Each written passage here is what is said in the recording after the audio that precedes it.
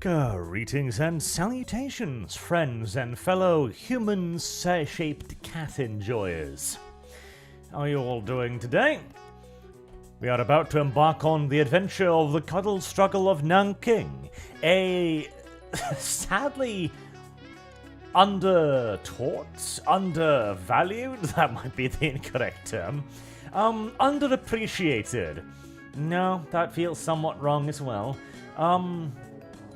Not known about enough, yes. Let's not even attempt to make this a fanciful word thing, it's just more people should know about the Cuddle struggle of Nyanking, because it is an interesting part of our history, and one that demonstrates that, whilst the Germans certainly did a thing or two bad here and there, the Japanese, oh god, the Japanese. Oh god, the Japanese.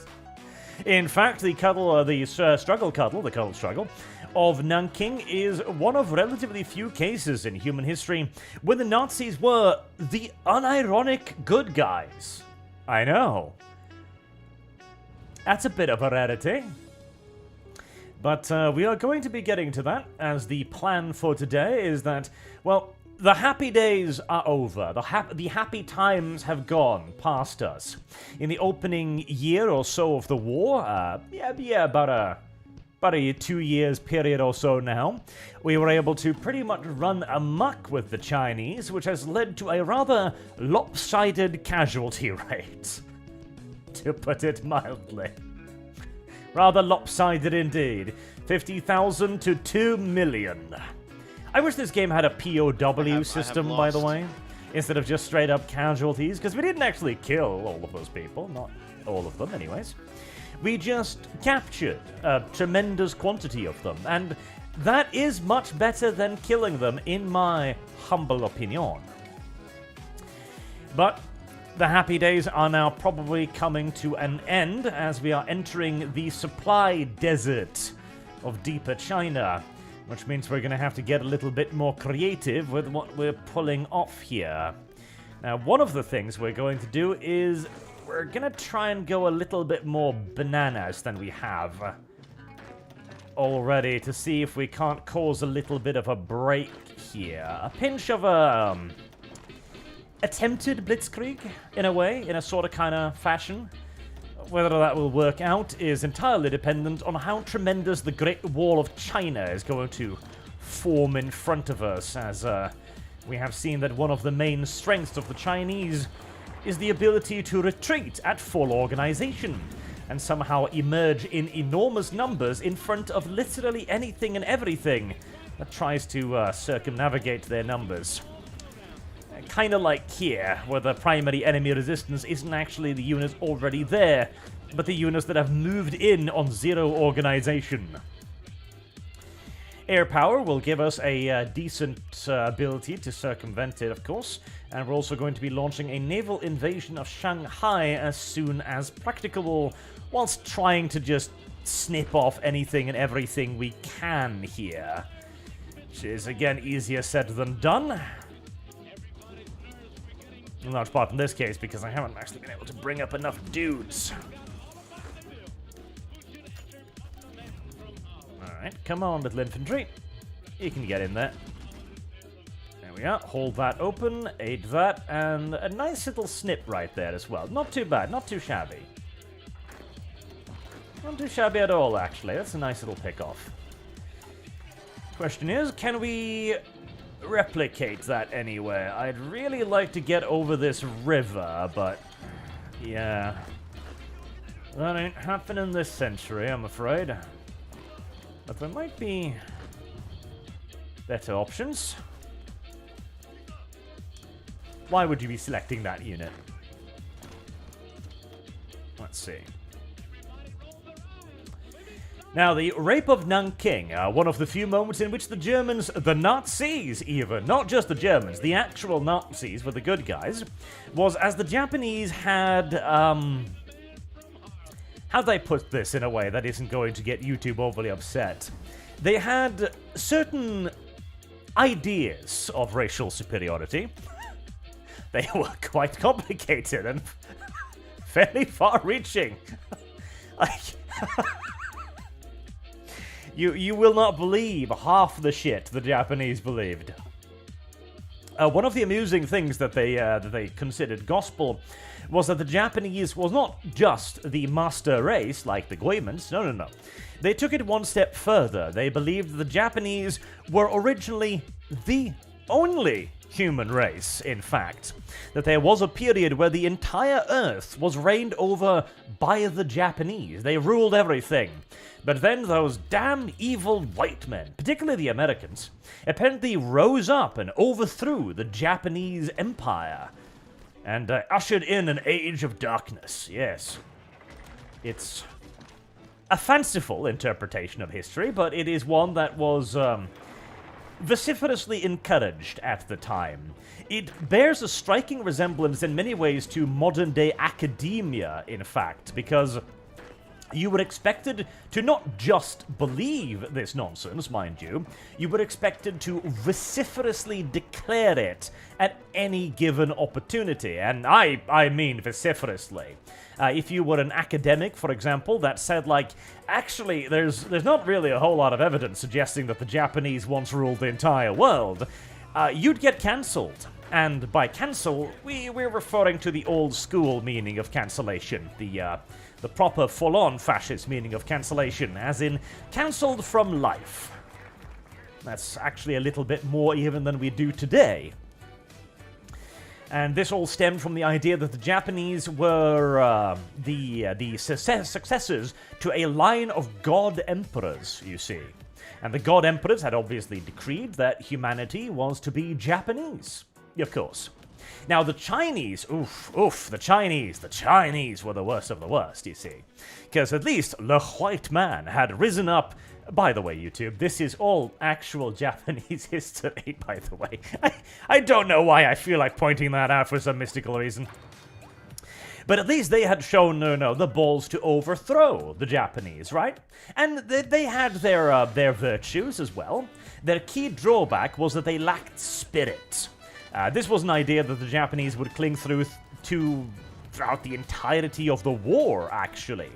The reason why Japan figured that it could take on America, despite being vastly inferior in every single solitary regard, manpower, industrial capacity, fleet size, army size, navy size, air size, literally everything, was because they believed that the American infantryman lacked spirit.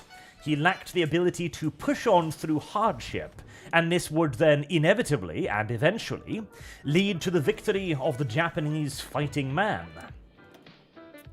It's a cute idea, but not one usually borne out by reality, unfortunately, for the Japanese.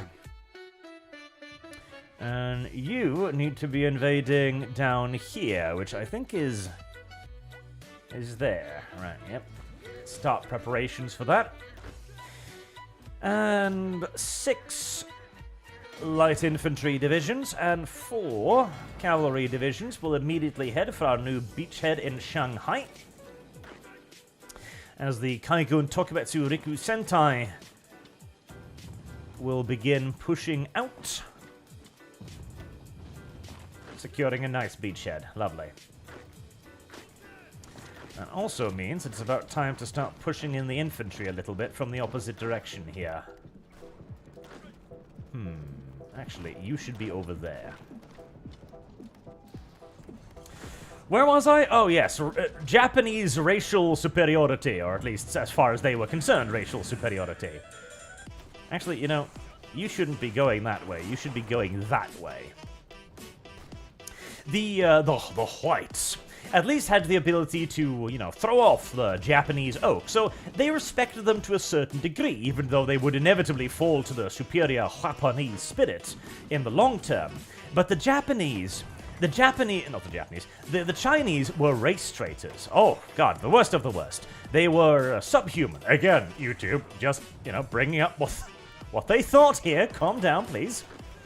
And so there was nothing the Japanese could do to them that was, too bad, that was too inhumane. Nothing. Absolutely nothing. And this was represented, for example, in Unit, was it 731? The Biological Warfare Division of the Japanese Imperial Army. That carried out some experiments that I don't think we'll be repeating on YouTube today, for security's sake. Including, again, shit that would make the Germans just blatch outright. Like, even the worst of the German scientists could not even imagine considering half the shit that this unit came up with. It was horrific. If you want to know the precise details, well, you are free to look it up on your own, of course. I probably should have used the actual motorized units there to, you know, finish that other line cut off from the north. If I'd done that, I'd probably gotten another 2 or 3 divisions in this here, as this circumnavigation is nowhere near as effective as I was really hoping for it to be. I mean, on the one hand, I'm surprised it even worked out, but I had hoped for more. Alright, 2 light rifles can help out over there. And so when they took over Nyanking, the brutality they enacted on the city is difficult to fully put into words, to be entirely honest. Like, there is shit that happened in Nyanking that sounds like it's made up bullshit, right? For example, 2 Japanese officers had a decapitation competition in the city, where they competed to see which one of the 2 could decapitate the largest numbers of Chinese prisoners of war the fastest. This is not bullshit. This was covered in Japanese newspaper as you would a cricket match. This was considered a sporting event. We have the fucking newspaper clippings. Like, you've got to be in a special place as a nation where that is not only socially acceptable, but something laudable. Like, we're reaching Mongolian status here, right? We are reaching 1400s status here. Oh, that was not a button I intended to press. And that was but one of countless atrocities. There are several others, including, amongst others, women and fetuses and sharp objects, etc. You know, the shit that you would expect to read in a fucking Warhammer fantasy novel during a chaos invasion, that kind of shit. And we're not even really to the we're not even really to the bad stuff. Oh god. And at that point, you know, the indiscriminate bombing of civilians seems like a pretty small thing, frankly, you know? But they were indeed indiscriminately bombing the civilian population from the air. And the sea a little bit too, if I recall. Was it? Some destroyers or something, I think, that came upriver. Seems like a small thing at that point, but they were bombing civilians. And, what was his name? Raab. Herman Raab or something, I think. He was the Nazi ambassador to China, I believe, or something of an equivalent position, right? He was at the Nazi embassy, and he had been sent from Deutschland über alles, an enormous fucking flag to hang over his embassy. You know, one of those, like, several stories large flags that you have at embassies, right? And he was kind of confused as to what he was going to do with this, because the embassy flagpole literally wasn't large enough to support a flag of this size. Like, it was, mein deutsche Penis large, look at my flag, kind of stuff, right? And so he hadn't put it up, and so it was simply just sitting in storage, whilst Herman Raab was like, what the fuck am I even supposed to do with this? Because he knew he had to use it for something. He had to put it up, because otherwise the officials that had come with the flag, many with close connections to the Gestapo, would start questioning his patriotism. And I probably don't need to tell you what happens to people whose patriotism is questioned in a dictatorship along the lines of Nazi Germany. Nope, I imagine you've got a pretty idea of the consequences of that. But it came in handy. It was so enormous that he managed to erect it in the courtyard of the embassy. So there was now a giant swastika flag covering a huge part of the embassy courtyard, inside of which he hid Chinese refugees who were hiding from the bombs, as the Japanese were just bombing anything and everything.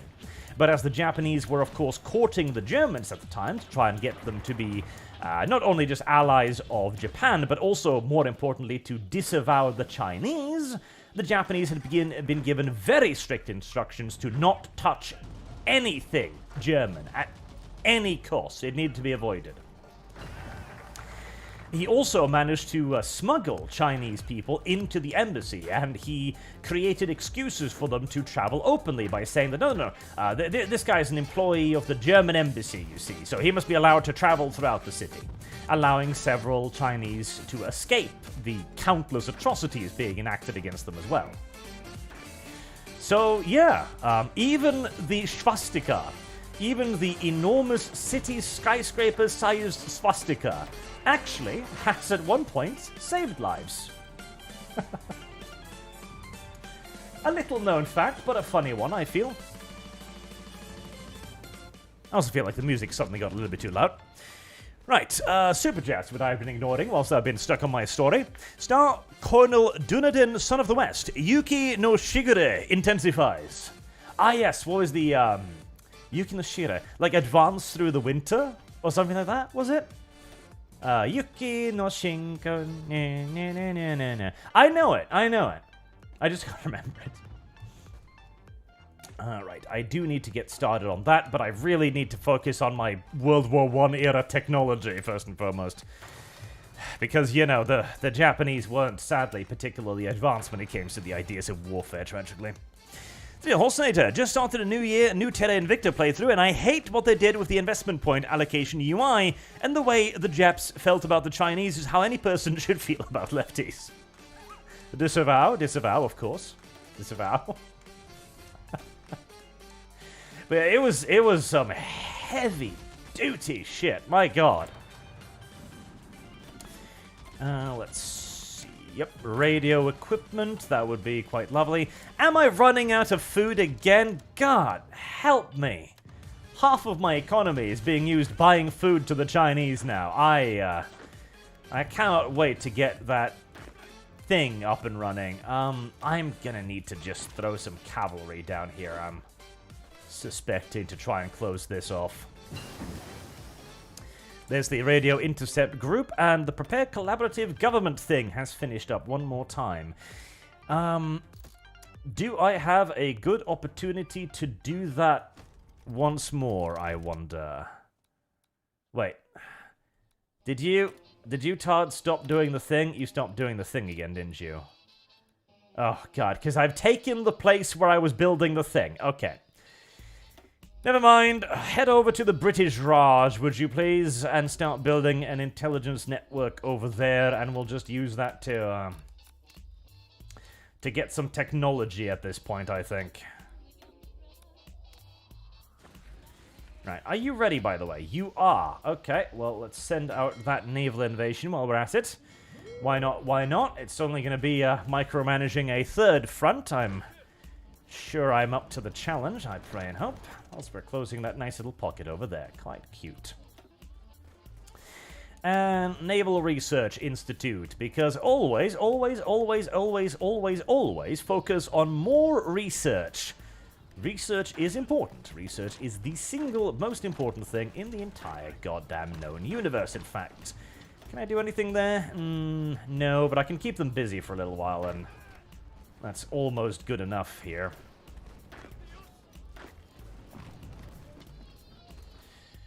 Right, how are you doing? Almost crushed them, very nice. And Sujar, the Japanese believed that they were Allah's chosen people because they didn't have a flood myth and everywhere else did. That was part of it as well, yes. The idea that the flood had taken away everything. Except for Japan. Oh, Japanese. Let's see. Alright, what do we got in terms of infantry here? We've got one light infantry over there. I'm probably going to need two. And I wouldn't mind if I had a little bit more infantry backing that up. Maybe even two. straight up take that supply point. That would be pretty useful. I do have divisions in reserve, which I'm holding literally in reserve at the moment. I'm thinking maybe it's time to start deploying elements of them. Right, because I've got still 6 there, 6 there. Yep, I've got plenty of reserves should I need them. Right here, my little Riku Sentai. You are just going to continue doing your thing to disenfranchise and annoy the Chinese as much as you can. Whilst we're also breaking through here, slowly, but relatively surely.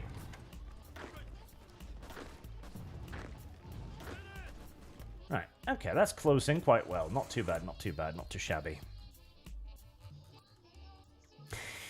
Oh, of course, we will not be enacting the rape of Nyanking today. We will be far kinder to the Chinese, obviously. If for no other reason, because they are the ones holding the stick now, and they might very well be invading Norway at some point.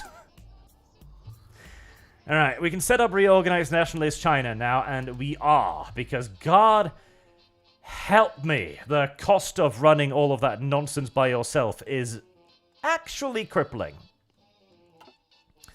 With the addition of food, there really is no good way to try and, like, conquer China, like, without nationalist China, which you could do very easily in the past. Now, not so much. Right, okay, we've got that. That is good. There's no Chinese forces down here, which is also quite good.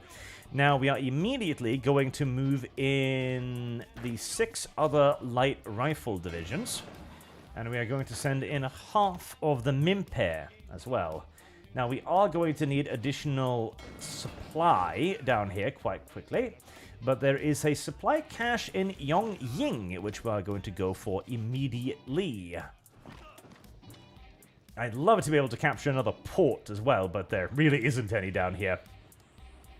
You will also notice that nationalist China is actually able to kind of just grab things from the flagging other factions. This is another very, very, very big change that Black Ice has done, in that nationalist China gets to just kind of eat up any of the smaller Chinas whenever they're in danger of getting eaten themselves, which makes taking China over about 1 million times more difficult, because it means you can't actually defeat them in detail anymore. There is no way anymore to take over, like, slices of China. It is impossible. You will always, always, always, always be forced to fight all of China, which makes it literally 1 million times harder, because there's no surrendering them at all. You have to fight every single Chinese province, every single Chinese division. Yeah, they've already started the retreat, and closing that is going to be damn near impossible. We're just going to have to kind of try to widen the front line. Find some way to try and get around them. As once the Chinese wall begins moving, oh god, there is no doing anything. You just need to extend the wall and try to find some way to break through it somewhere else by weakening them. Right. We'll bring those back there. Now, this will peel off some divisions, which is both good and bad, because it will actually allow them to start doing their mass transit shit again, where they get to move their units at full organization, at really high speed, and at really long distances. At a speed that is about twice that of your own units moving, as they get to move at 7 kilometers, whereas you only move at 4 normally. Now, what's the best thing we can do here? Probably try a motorized breakthrough. I've already got the air support in the area. It's going to do whatever it can, but it can only bomb so much. I think we'll refocus another 50 bombers to try and help that out. Right. the Mimpe are on station. We're going to use them to grab anything and everything else we can down here as well. Expand the front as much as we can. Fire is the answer. Am I going to be able to get through there? Nope, not a chance in hell. The Chinese wall of human bodies is forming before my very eyes at a speed that I cannot overcome. Alright, well that is still going on strong. The motorized troops will arrive any moment. There we go. They're going to need some time to reorganize, of course. Right. Luckily, the Soviets aren't really a concern anymore. My best bet is still going to be to try and get around them here. And just throw enough distraction stuff at them to try and keep them busy. But this encirclement has already, in essence, failed. And I'm going to get something out of it, but nowhere near as much as I would want. Now, since we are keeping a lot of them busy, I am going to try a little bit of a cheeky rush up here. There is 0% chance this is going to work. 0% chance. They're going to be able to move way too much shit into the area for that to have any real hope of working. But, you know, in desperation, etc. It might also at least allow me to grab some more forward supply depots, which will be valuable in and of itself. Skull Throne 888. Japan, World War II, perfect World War I military. You know, that's not a bad way of putting it, actually. Unironically. See, another interesting portion of the fall of Japan, of course, has to do with how they went from being an incredibly honorable military to the incredibly dishonorable military of World War II. Alright, you've already got your fucking self in prison, didn't you? Republic of... Hold on, what? Oh, it's because I was doing propaganda. You know, I almost can't be fucking bothered, but... Alright, fine. We'll try to rescue the dumb broad. Speaking of dumb broads, I also need to start shipping out garrison supply equipment, like yesterday. Start Lend-Lease. 4,700. Okay, we are shipping over 4,000 pieces, and we are shipping over 10 transport ships immediately. As when you give this territory over to Nationalist China, Nationalist China becomes responsible for maintaining garrison order, which means that they are going to use ridiculous quantities of garrison equipment. I'm talking hundreds of thousands, potentially, like absolutely absurd quantities. And down here, we are going to start building the port up. This is like the only piece of infrastructure in China that I bother building up.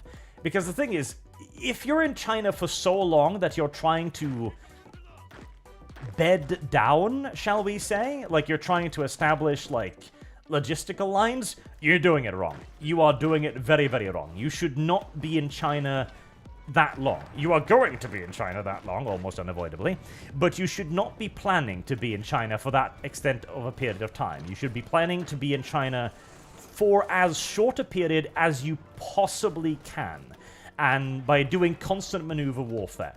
So whenever you'll start going like, oh god, I need to start building railway lines, you're going to spend months and months and months and months doing that, and it's going to be completely wasted time, as in the months you spend building railway lines, the Chinese are going to build another 24 divisions. And you're going to die. Simple as. Alright, we've also got enough Navy experience now too. Good. The war in China is all about moving as quickly as you can in an area that really doesn't allow you to move very quickly. Right, I am going to need some light carriers, so let's set that up as well. Medium cruising range. Actually, medium-short cruising range is good enough for the carriers. Unarmored with only deck armor, because well, let's face it here, if your carrier is entering into a gun battle with anything, you fucked up. You fucked up really bad. And no quantity of armor is likely to save your ass. Oh, I did forget the search thing, didn't I? Ah, goddammit. Okay, let's see. The 1,000,001 things you need to remember. Yep, there they are. Okay, well, we'll delay that by the 2 months necessary, but I should still have enough to make large cruisers. Yes, I do. Okay, we can do that instead then. Medium cruising range. Now, for cruisers, you do want some armor. But you even then mostly honestly want just fucking AA, honestly. See, killing the enemy, that's the duty of your carriers. Doing a little bit of finishing off damage, murdering the occasional escort, etc. That's kind of what your heavier duty ships are for. Right, 300 or 360. So 360 centimeter guns are our biggest ones, and 36.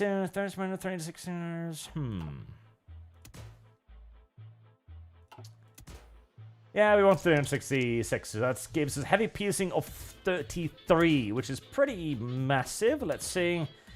Yep, there is no heavy cruiser that'll stand up to that. So we're just going to give ourselves enough armor to ignore most cruisers. And here we've got our chief cruiser killer. The job of this boat is going to be to deal with enemy cruisers, pretty much, and keeping up with the carriers with 32 knots. That's its job, and that is its duty, and it's a pretty good design for it. And shooting down aircraft. Nice little battle cruiser.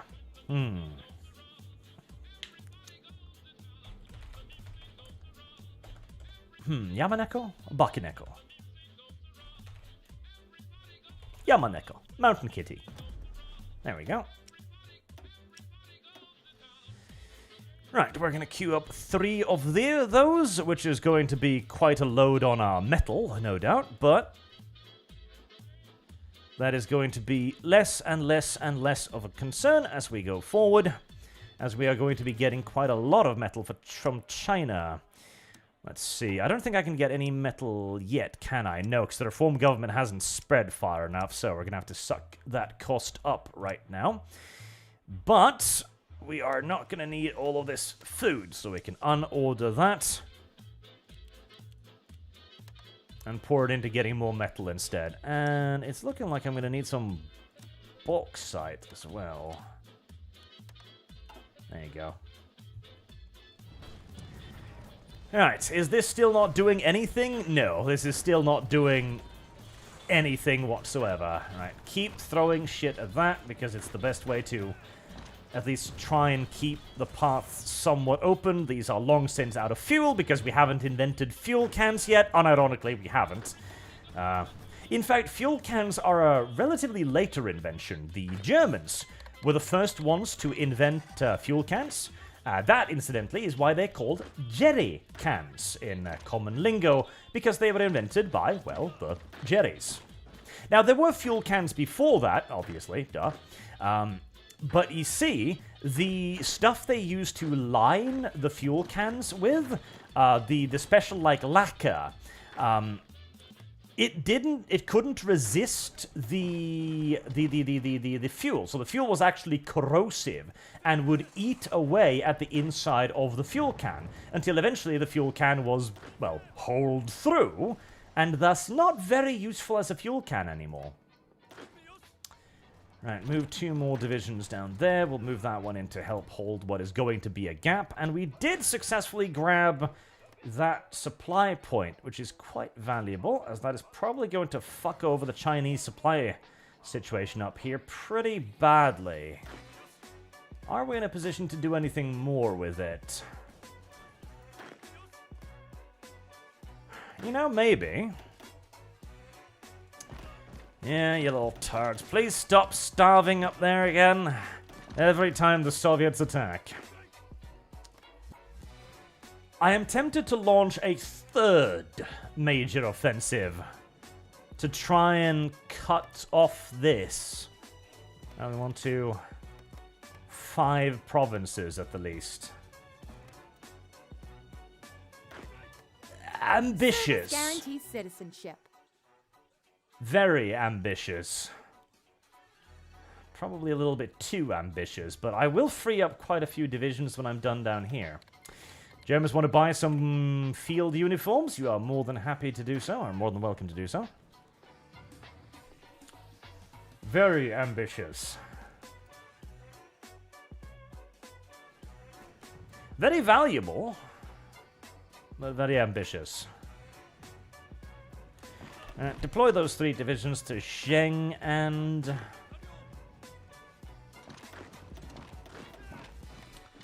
let's at least begin laying the groundwork. I'm going to need more bombers over there too if I'm going to have any hope to do that, though. How is you guys' training going? You're actually good. Perfect. Right. Send those down here first and foremost, and I'm going to need an airfield, which I forgot to build. Get that going. The supply situation is not exactly amazing. That is entirely normal and entirely fine. That is entirely normal.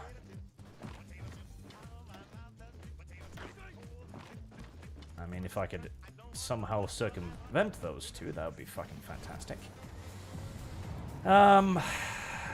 Yeah, this encirclement has failed completely. Completely. The wall simply just formed right in front of the advance, and I cannot get through the endless wall of Chinese reinforcements pouring into every single opening. It's like every time I make a move forward, it gets just immediately shut down by another 5 divisions moving into the gap. I'm gonna get something out of it, but it's not going to be anywhere near what I would want or what I would need to justify the expense. Yeah, complete failure. It's still going to be a decent amount of surrounded units, but nothing compared to what it really should have been. Right, you help out over there. In fact...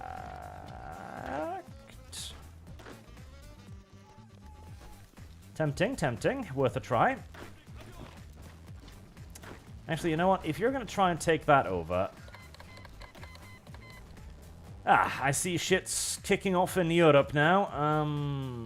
11 days and 3 hours. Unlikely, but worth an attempt. Right. Mimpet, move in there. Make sure you're blocking it.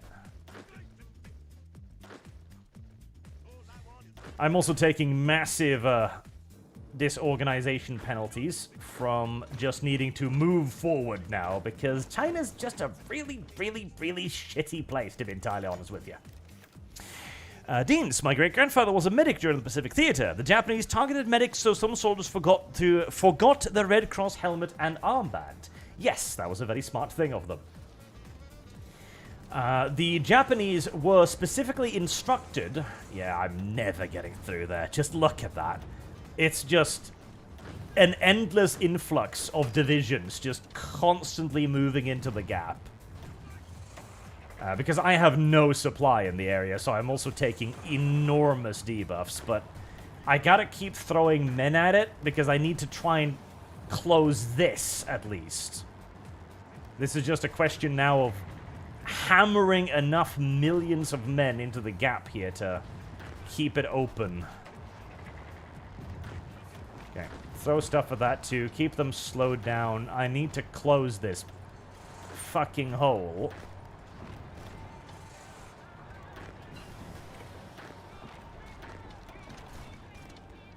Alright, they are immediately going to reopen it again because they're attacking through my attack somehow. The Chinese get a lot of special privileges in this mod, I will say. Rules that the player, well, have, and the AI does not.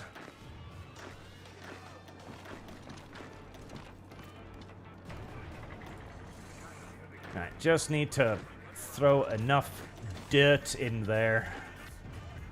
Try and gum the machinery of the Endless Horde. before another 7 divisions arrive.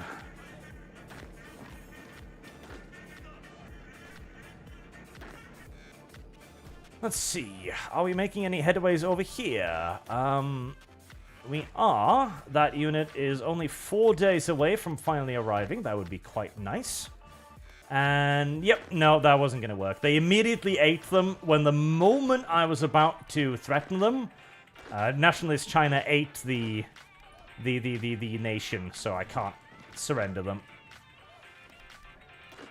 Well, you know, it was an attempt. Even if it was a somewhat hopeless one. Right, another... let's send another 3 down there, just to pacify the south. Alright, we got that. Yes, Chinese... Medics. Oh, that was the topic I was about to start waffling on about before I got distracted. Are there... Oh, God. That is the only supply point here, is it? That one in the mountain there. Yulin. Alright, well... I've got to take it, because without it, my dudes will be constantly out of supply, so... Off we fucking go. If you think the lowlands were grindy, oh boy, wait until you see the mountains.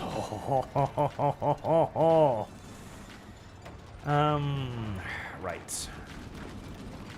Yep, I know. You are going to suffer ridiculous casualties by doing this, but you literally just need to throw more shit in the gap. That is the only thing that matters, throwing more shit in the gap.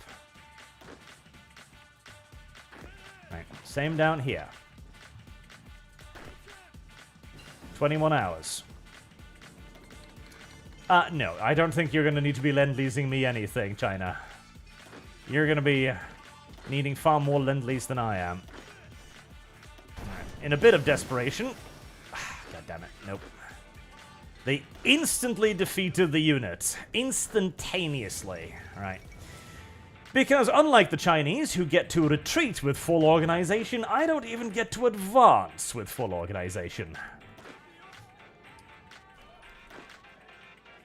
Right.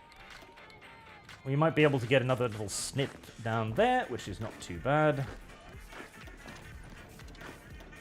Probably not going to get anything done there, but that's probably fine. Alright. Go deal with that. Do I've got anything else? I've got 6 divisions. Let's send half of them to the south, which is doing relatively well. As the north continues to... No, they managed to hold it open. Ah, Christ. The never-ending Chinese wall. Right, well, keep throwing shit in there. There is literally no other tactic but to keep throwing shit at it.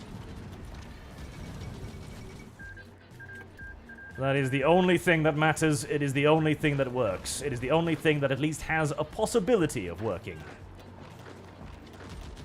Right, well, once they're distracted there, we can try to push in other areas.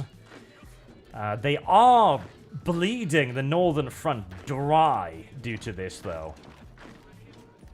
They are moving everything in a mass assault to counter that. So we might be able to cut off the north. And we are picking away at little bits and pieces of them down here, too, which is nice.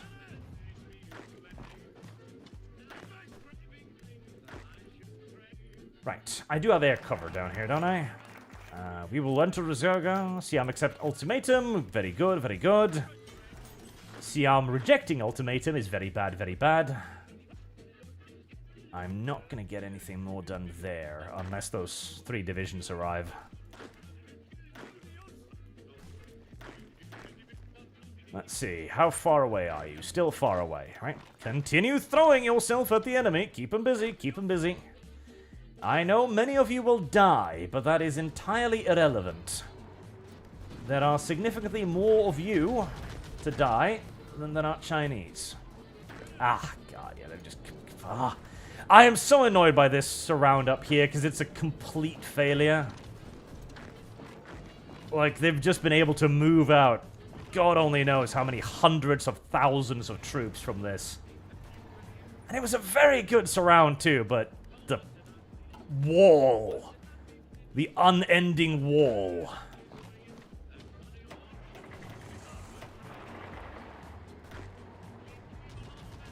Right. The only thing I can really be happy about is that it has kept them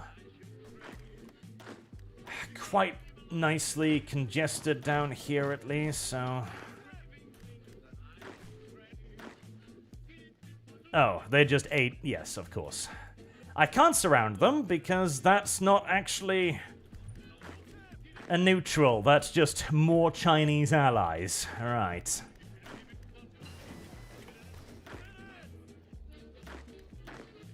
Alright, well, at least I'll get that. Those 3 divisions have not arrived yet. The wall, the wall, the wall, the wall. The wall of troops. Oh, God. If there's one mechanic I wish that just would not be in Hearts of Iron at all, it is logistical maneuver into combat.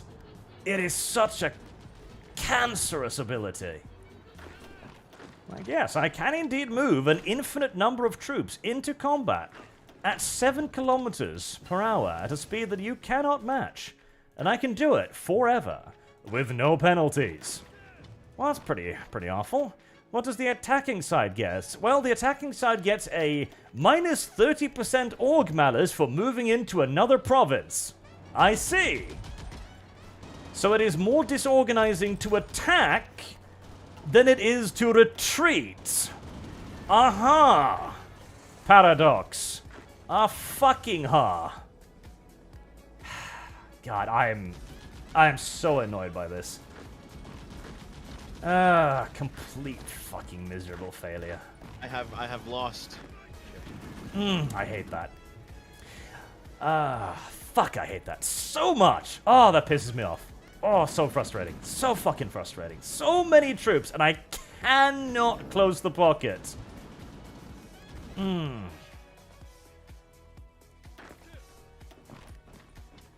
Right, well, such is fucking life in China. Enormous malices and the AI's enormous benefits. Right. We'll try another attack there because there's absolutely... there's no hope. There is no hope. They outnumber me massively every direction, and they still have supplies somehow. God only knows how. It's like, yes, I know we're incredibly surrounded, and our one and only retreat route is constantly under attack by massive Japanese forces, but that doesn't really inconvenience supplies over much. I don't see why they would. You know, supplies flow freely, regardless of the fact that you're currently being attacked, through which the path of supplies fucking flow. Oh. God help me. Well, that's part of the explanation. It's because that area is 1 hex too far away to benefit from my bombing. Because the planes couldn't possibly just, you know, fly over there and help out. Of course not. And I can't keep this open either, because I have no supply in the area. The surrounded enemy have superior supply to the units surrounding them. This is what I told you about the fucking supply desert. Oh, this is the point in which the game just becomes pain. In which the China invasion is just misery. Whew. I'm so tempted to just throw all the troops back and send them to do something else.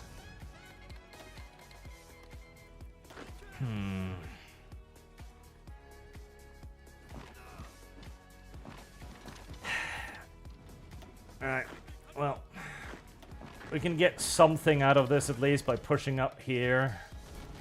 That'll be something. That surround fails because the enemy is again in perfect supply. Despite them having worse supply lines than me, that is their only supply center. And you will notice, it's not actually connected to the capital in any way. Their supplies simply just magically appear out of thin air. Constantly and unendingly. Why? Because the game cheats a lot when you're in China. In fact, now I am in danger of being surrounded because of it. Yeah. Alright, well. We're gonna have to just get the fuck out of there. 3 days. Okay, we do get to get them. And you will notice my units do not arrive of a full organization, unlike the Chinese ones. How very weird and suspicious is that? Alright, yep. The advance here has done everything it can. We just gotta pull back there now and make sure we don't lose anything. Oh, fuck, I hate this so much. The infinite troops. The infinite army of the Chinese.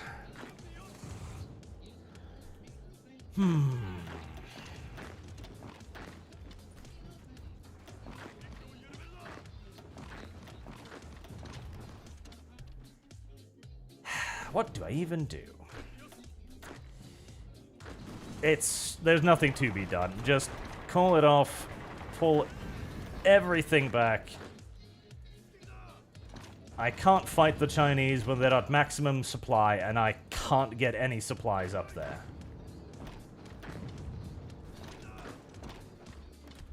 The best part is, I literally have a shorter path from my supply points than they do to theirs, but the game doesn't really fucking care about that. So close to. One province. One fucking province. I've been too distracted by that, haven't I? Because I haven't been doing any research. Occupation of China. Yep, need to get started with that. Radar. Do need to get started with that. Ace generation chance is pretty useless here. Don't bother with that. Alright. Infrastructure works. Field guns. And doctrines.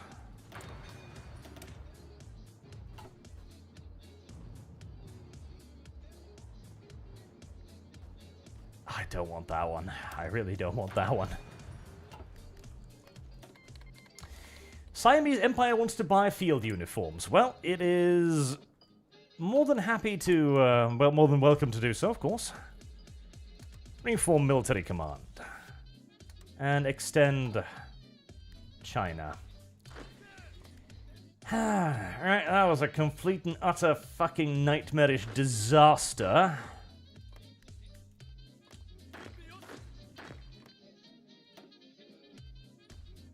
Alright, I am probably actually going to be...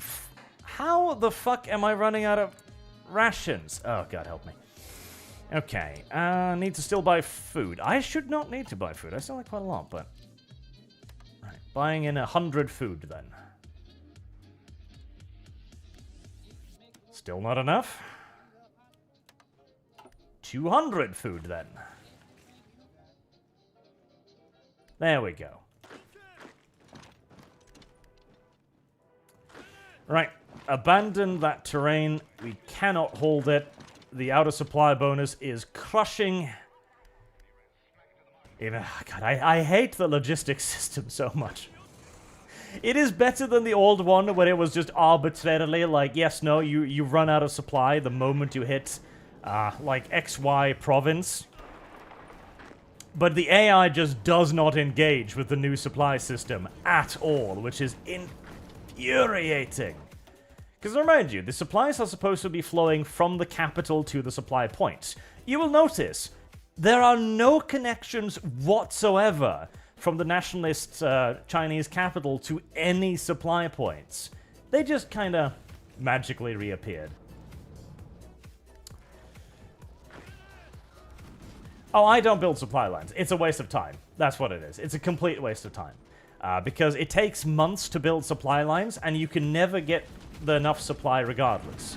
Like, even if you were to stop and build supply lines a month at a time, you wouldn't be able to get them up quickly enough to carry out any sort of offensive. You'd have to stop attacking for months and months and months, and then you attack, and then you gain like 2 provinces, and then you need to stop and build for months and months again. If you try to build supply lines actively in China, you will not win the war in China until 1942 or 3. If you're lucky. And bear in mind as well that as you are spending time building supply lines, the enemy is spawning an endless number of divisions. Because the AI is spawning free divisions every month, pretty much. And they are being given free military equipment every month by every other nation on the map. So you do not have time. If you try to take your time in China, you will lose. Very, very badly. Alright. We're going to pull back the cavalry because they're not really of use down there.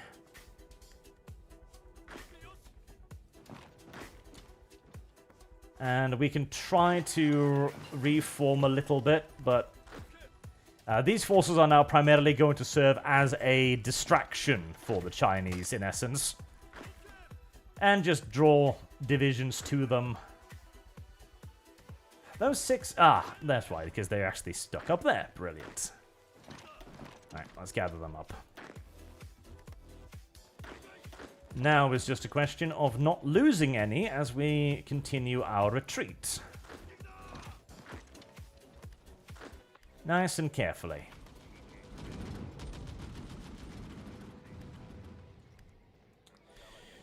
Right, now that we are no longer attacking, the endless wall has dissipated a little bit again. Why are you attacking up there, Solo? Why would you do something quite so silly?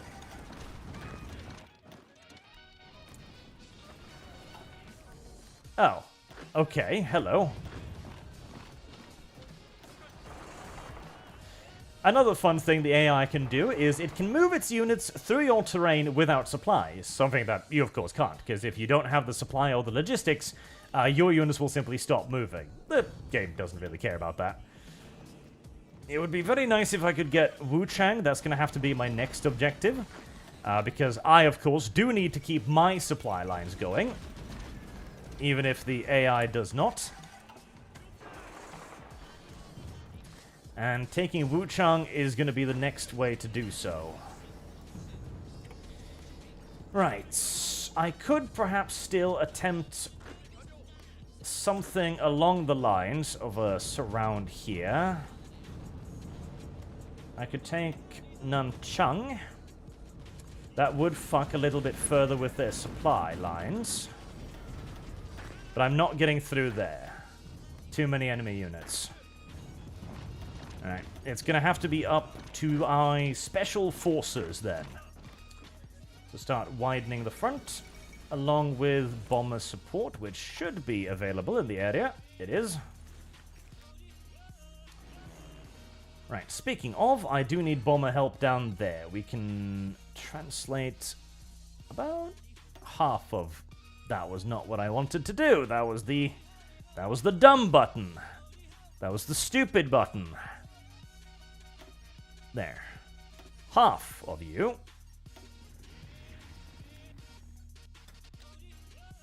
There. That'll help stabilize it. Ah, right. What was I on about? Perfect World War II. My great grandfather was medic during the Pacific War. Yes, Fappy the Clown. A friend of mine who was in the Navy told me a story that World War II vets told him about how they tracked the Japanese Navy by simply following a literal trail of dead comfort women littering the ocean everywhere they went. I don't shed a tear over their tombs. Over the bombs. Ah, the 2 bombs, yes. Yep, no, I see it. I definitely do. Can I get forward here? I hope so. Push, push, push. Right, so the medic thing. That was the topic I was going to get onto before I got distracted by how incredibly annoyed I am by the new logistics system. It isn't actually even my biggest pet peeve. My biggest pet peeve remains the new policing system. Oh, I do not get me started on the fucking garrison system. I hate the garrison system. I loathe the garrison system. The garrison system is the single worst idea Paradox has ever had in any of their games ever, in my opinion. And that's saying some. Paradox has had some bad ideas through the years, but every one of them pales in comparison to the garrison system. Right, good. You got that dealt with. Good job. Alright, are we beginning to get stable up here? We are. I'm probably going to have to fall back all the way to the other side of the river, which is annoying, but again, I need to deal with supply, even if the enemy does not. Chinese interior, start that up. Now, the Riku Sentai can keep up fighting there for a fair bit, and I am opening myself up to a potential pocket move across there. Oh, I have magically reached the limits of my supply. Let's get motorization in there to make that a little bit better. The treatment of medics during the Second World War is an interesting little topic because there weren't actually any agreed upon rules on how you were supposed to treat medics. And many of the nations involved simply kind of made up their own interpretations of the rules. For example, the Americans believe that combat medics should be sacrosanct, so you shouldn't shoot them. The combat medic should be sacred and should not be a target for hostile activities. But to get that through the Geneva Convention, it meant that the medic could not be armed, and so American medics were supposed to not carry any weapons. In reality, that usually wasn't the case. They would usually carry a pistol, at least, and in many cases they would also pick up a rifle as well. The Germans, too, were kind of like on the same page, where they're like, yes, you shouldn't shoot at medics, but let's face it, people are going to shoot at the medics. And so they issued the medics standard with a pistol, and usually they gave them a rifle as well. Particularly on the Eastern Front, they were pretty much just like, yeah, you shouldn't shoot at medics, but let's face it, it's going to happen.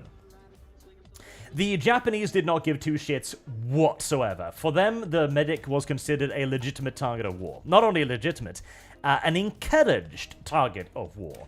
And they specifically instructed their soldiers to aim for the medics.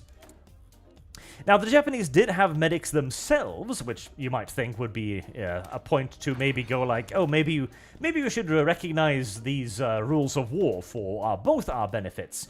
But the Japanese ran out of medical supplies very early on, so they didn't actually have medics that were all that important. They didn't really contribute much.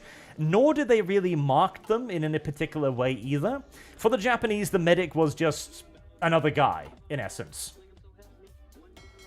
And so they didn't really worry about abusing the rules massively. Right, you guys are all fully trained, which is great. And it's time to get those light carrier designs up and running too. Which is going to increase the amount of metal I'm going to need, but oh well. Such is life. Unarmored 25mm deck. Open hangar. Carrier search group. Improved fire AA. 12 dual purpose. No secondaries. Basic bitch firing. I don't have a radar system, and we'll give them that. Right, the Taiho. The Taiho class, and we'll name them at historical light carriers. Right, 32 knots worth of speed. And we're queuing up 3 of them. Right, radio equipment. I'm not going to need to put anywhere near that much into trains anymore. And put the escorts class under them. Oh, not those. Oof. Not the adorable little Yamaneko. My mountain kitties will be given all of the valuables. And make sure we've actually got enough shipyards handling them. There we go. Right, going to need some rubber. That is fine, because the Siamese Empire is now my friend, so they will give me as much rubber as I want. The treatment of medics was also largely up to how the combatants felt about each other, honestly, just straight up. So on the Western Front, the status of medics were usually respected to a pretty significant degree. Like, it was pretty normal for the Germans to respect Allied medics, and it was pretty normal for the Allies to respect German medics. There were even cases of proper, proper, what was I going to say? Ceasefires between the factions, which would allow medics to work unimpeded. Right, I really want to try and take Wuchang, but without supplies, that is going to be very, very difficult. Right, continue to push up here. We need to keep taking this.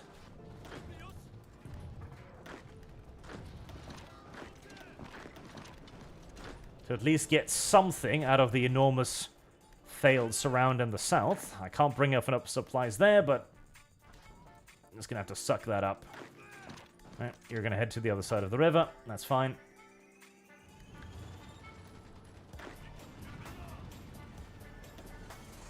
Alright, as usual, Chinese bodies have been able to move into an intercept position there.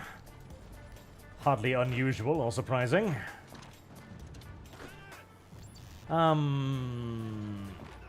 I'm not getting through there, but it is probably worth attacking it, regardless.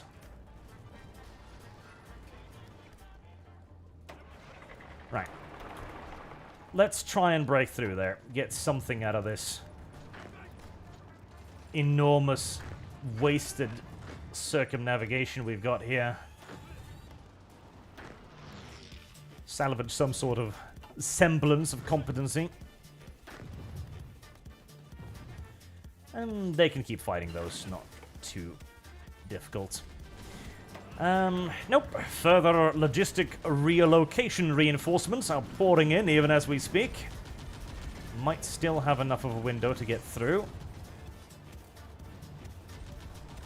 No, I can already see the troops marching in. Alright. No, no, no, no, no. Do not go through there, you goddamn tards.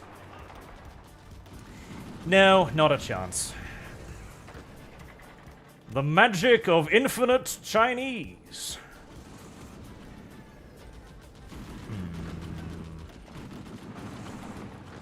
Trying to get across the river. Right.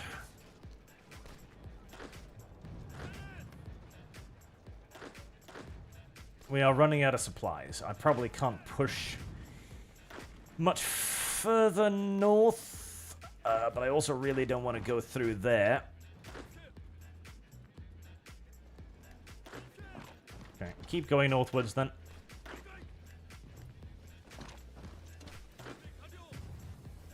And we'll attempt to cross that river immediately.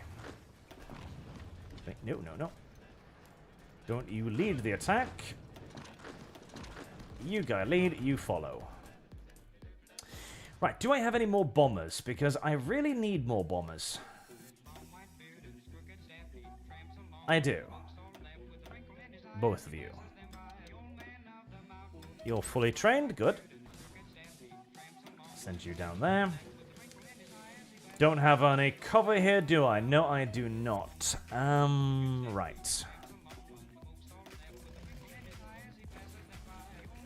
Need airfields. Airfields, airfields now.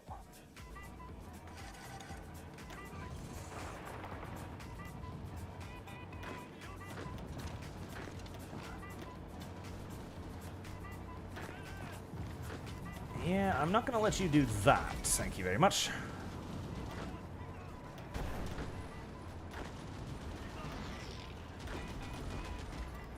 Actually, you might succeed. Annoyingly enough. The infantry should be able to keep that open.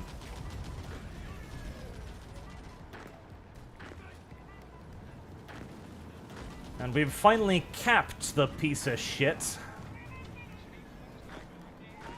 At long fucking last. Ah, God. Well, that was a month-long siege that resulted in nowhere near as much as it should have, but... Wait, why did you stop? Why did you stop? I told you to keep attacking. Oh, it's because you're retarded, that's why. No, all of you, you fucking idiots.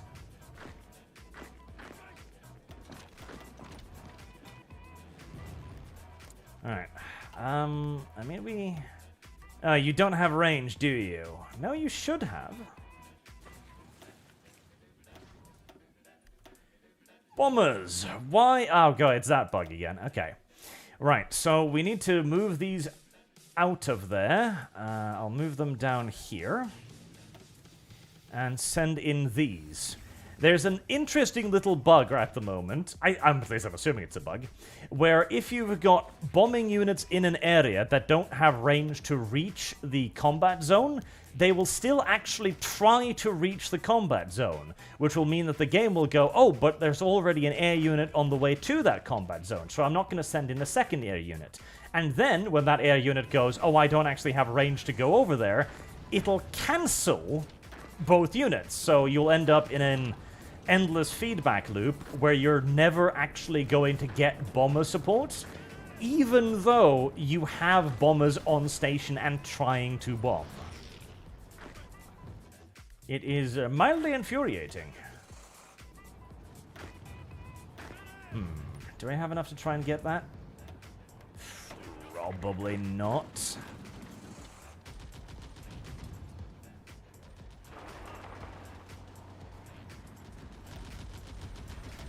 Right, we'll try something extraordinarily optimistic and probably completely and utterly doomed to fail.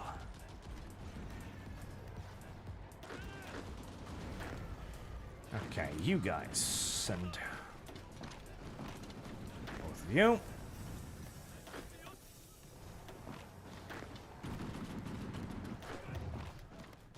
Alright, anything going on down here? Nope, that's pretty calm.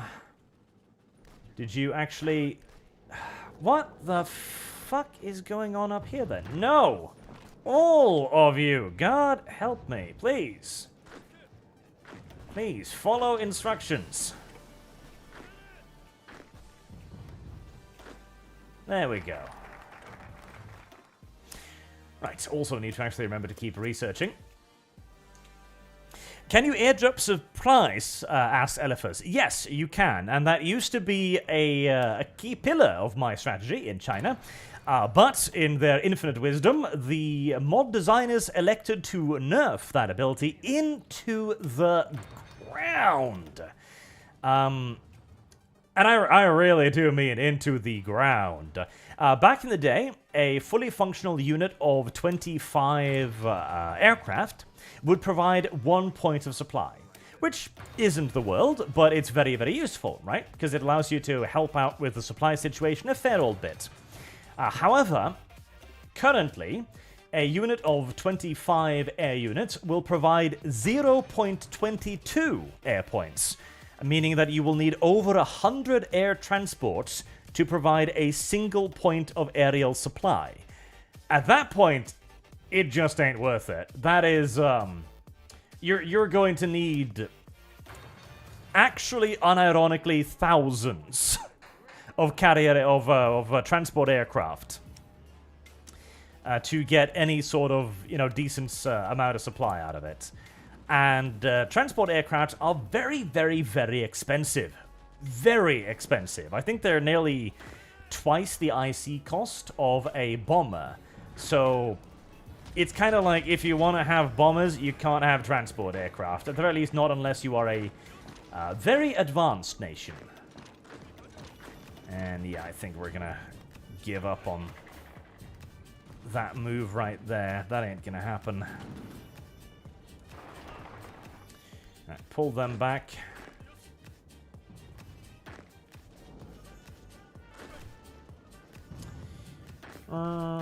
Well, if you want to attack all over the place over there.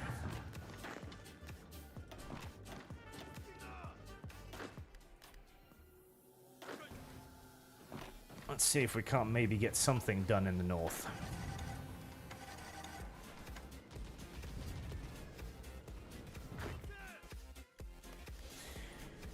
Alright, continue to close this damn little pocket that should have been closed a very long time ago.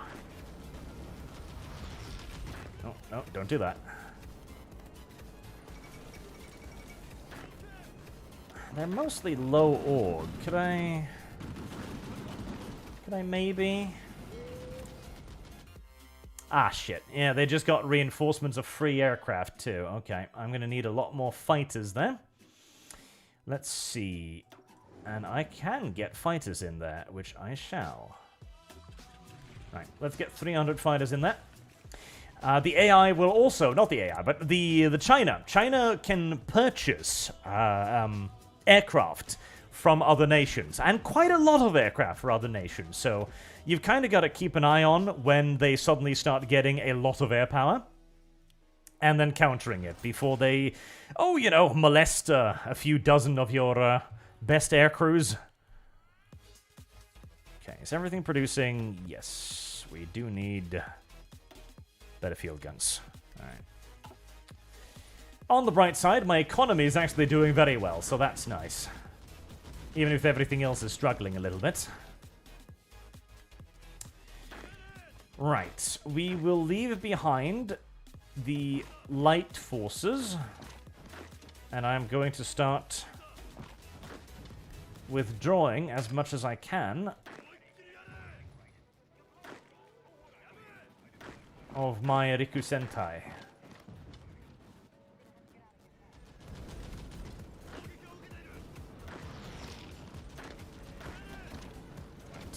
Good, good, good. Progress is being made, even if at the cost of a significant number of little Japanese lives. Such is always the cost of progress. Loads and loads of little Japanese bodies.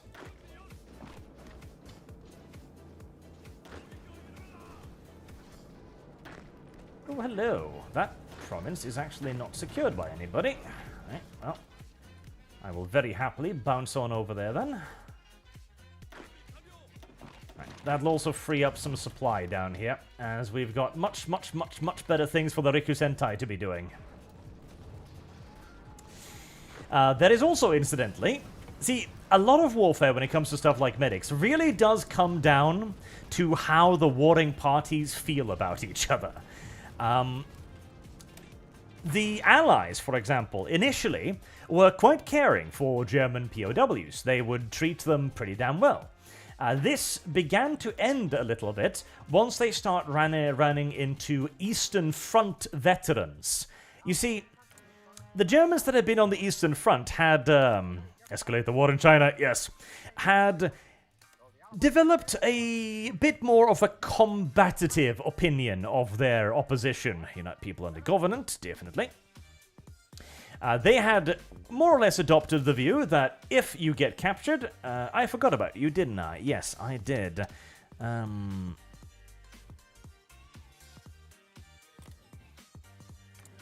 Wasn't I building? I was. There. Go and release the dumb wench. As for over here, infiltrate civilian administration. There you go. When they got captured, they were pretty sure that it was torture. If you were lucky, it would just be torture. And then an extraordinarily savage prisoner of war camp experience. Or you'd simply just be tortured and then shot. That was the expectations on the Eastern Front. And so a lot of Germans, when they were captured by the Allies, they figured they didn't want to risk it.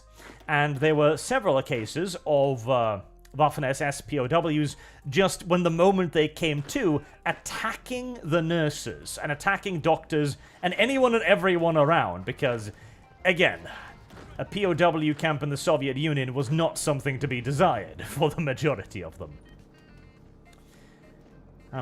How far? 6 days? 8 days. Shit, they will actually get there before me. Alright, well. Let's start throwing some shit at the wall then. See what happens. This led the Allies in turn to view the SS troopers as just... Lost. Where the hell are you going? As absolutely batshit insane. And there was a lot of prejudice, if you will, against them. To the point where the Allies started adopting the Soviet position on SS troopers and just killing them. It wasn't all formations and it wasn't all groupings of Allies by any stretch of the imagination, of course. But it became pretty common to just not fuck with the SS soldiers. This was also why the SS camps for SS prisoners of wars... did I not have a thing there? Okay.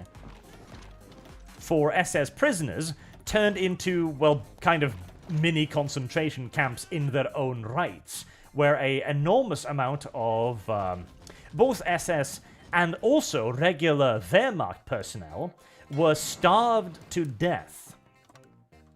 Because the Allies thought that, you know, one Waffen-SS is much same as the other. He's the same as all of the Wehrmacht, right? And they wanted vengeance on them. This was also often done after the camps were revealed to the majority of the populace, and a lot of Americans, well, they had some opinions on those camps, which, fair enough. It also caused the SS to regret one of their little things. See, the Waffen had taken to tattooing their blood type on themselves. Ah, goddammit. One unit managed to stop the entire advance up there. Annoying, but predictable. Tattooing their blood type on their skin. This was, of course, so that if they were shot, the medic would be able to help them out quicker and wouldn't need to faff about with any kind of documentation to figure out their blood type. But since the Waffen-SS were the only ones who did this, it also allowed the Allies to very easily determine which surrendered prisoner, and the big surrender after the end of the war, were and were not Waffen-SS, as the SS themselves were none too keen on admitting to their previous misdeeds. This, ironically, again, despite the fact that the Waffen-SS weren't concentration camp guards. There were the Totenkopf. No, not the Totenkopf. Was it Totenkopf? It was the Totenkopf, wasn't it?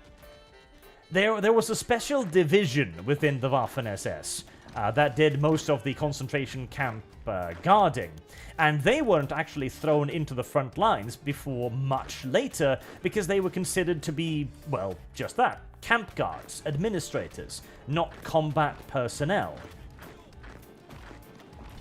So I suppose you could argue that the Waffen were mistreated, but again, everything considered, you kinda can see why.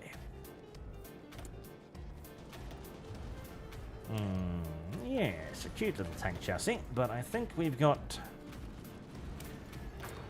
armor and gearboxes to be researched before we do that.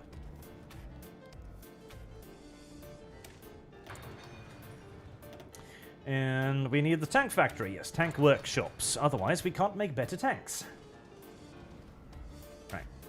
Keep getting the infrastructure works. It will help the logistical situation a tiny bit, which is nice.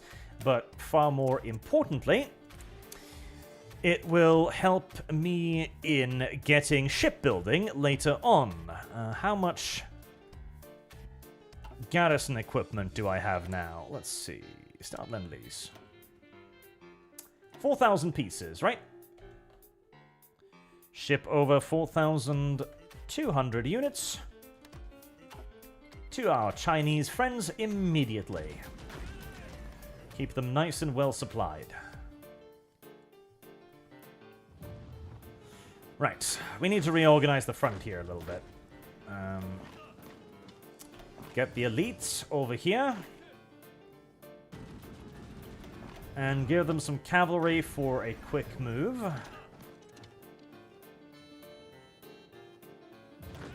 Pull divisions back to Shanghai.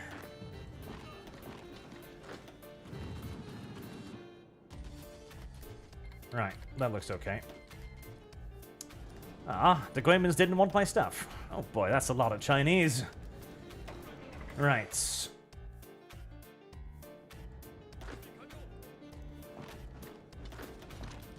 You're not going to get there in time to reinforce them, but you will get there in time to counterattack. Yeah, that ain't going to work. Right, cancel that.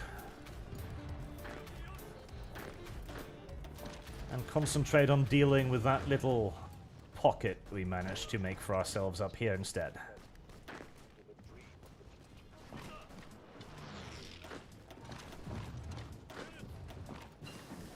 We are rapidly running out of supplies up in the north, but that is to be expected, as the infrastructure and the logistical situation up here is worse than dog shit. Worse than garbage. Worse than unimaginably bad. And we're just gonna have to suffer through it for long enough to deal with the Chinese who occupy it. Right. Begin pushing through the mountains. There's the steel mill upgrade, which will give me access to welding. Well, when I pick the correct research thingy, at least it will give me access to welding.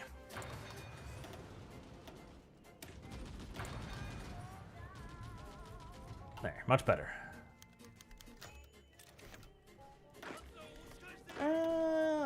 That shouldn't be too dangerous, but let's send in another min-pay unit just in case. And considering, get a light division over there too. Right. You aren't going to get to keep that, because I really need that supply point, so fuck you and leave, please. Let's fully motorize that supply point. That will help out. Situation will still be shit, but it'll be less shit. Okay, good.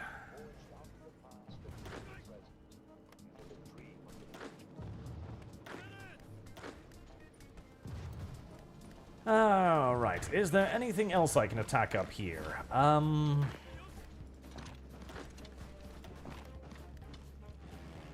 Okay, I'm bombing that. I'm not bombing that. Oh, God. I miss the old system. I miss the old system so bad when it comes to aircraft. When you could paint an area, oh, that was so useful. Because you could just be like, okay, well, I need to cover this, this, this, and this. And I need to cover specifically just this and then this. 340 fucking 2. I am definitely taking way too much casualties in the bombing department here. I need to bring over more fighters. Question is, when I can find more fighters. Probably just gonna have to train more. Now, the benefit, of course, of the enemy getting their stuff via purchase instead of actually being able to make them is, of course, that they do have a limit to them. So you can actually wear them out of aircraft, which is nice. But you're gonna have to fight a lot of them, because their shit is a lot better than yours, as demonstrated by the that 3-to-1 exchange rate there. Turns out that top-of-the-line American hardware being flown in by the dozens is pretty dangerous to the poor little Japanese and their backwards-ass aircraft.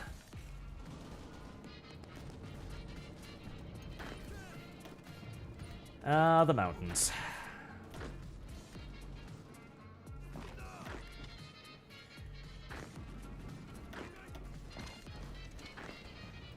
Alright, boys, you are simply just going to keep throwing yourself into that province until you eventually overrun it with the sheer weight of your bodies. Jesus Christ. Okay, 6 divisions. Right, never mind.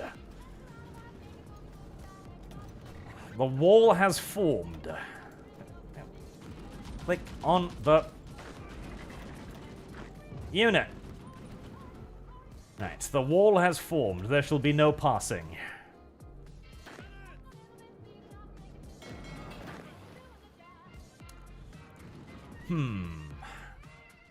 Normally, I'd prefer to be landing down here, actually, but that's not really an option right now. Alright, let's get as much distance into those mountains as we can.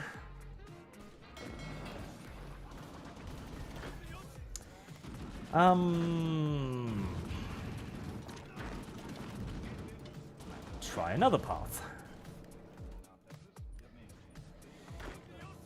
Is there anything else I can attack whilst they're distracted down there? That's the question.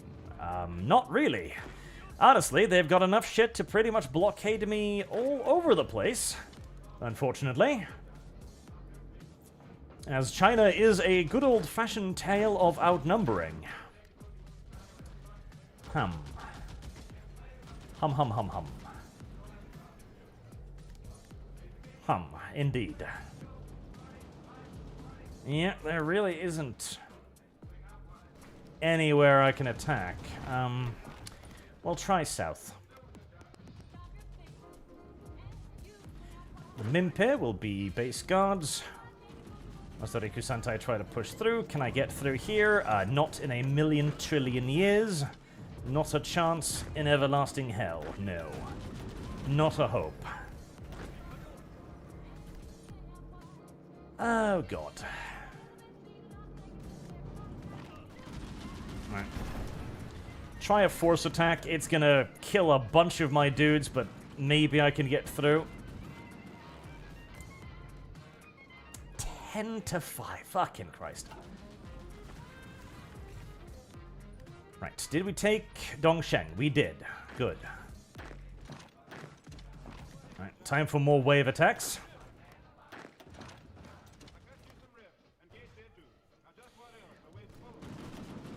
Alright, we're making progress. We're taking massive strength damage because we're forcing the attack, but it might be the only way through as well. Okay, good. Let's have the light rifles take and hold that. And the militia grab that.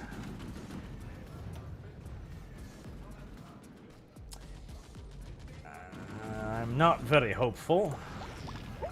Progress is being made, but not quick enough. Right, we're almost at the point where we can make our next destroyer, which is cute. I should probably get better gun batteries for it. Alright, I've got lots of political power, but not really a whole lot to use it on. Reform military command. Also, that's right, I need a bigger anti-tank gun, the Type 257mm.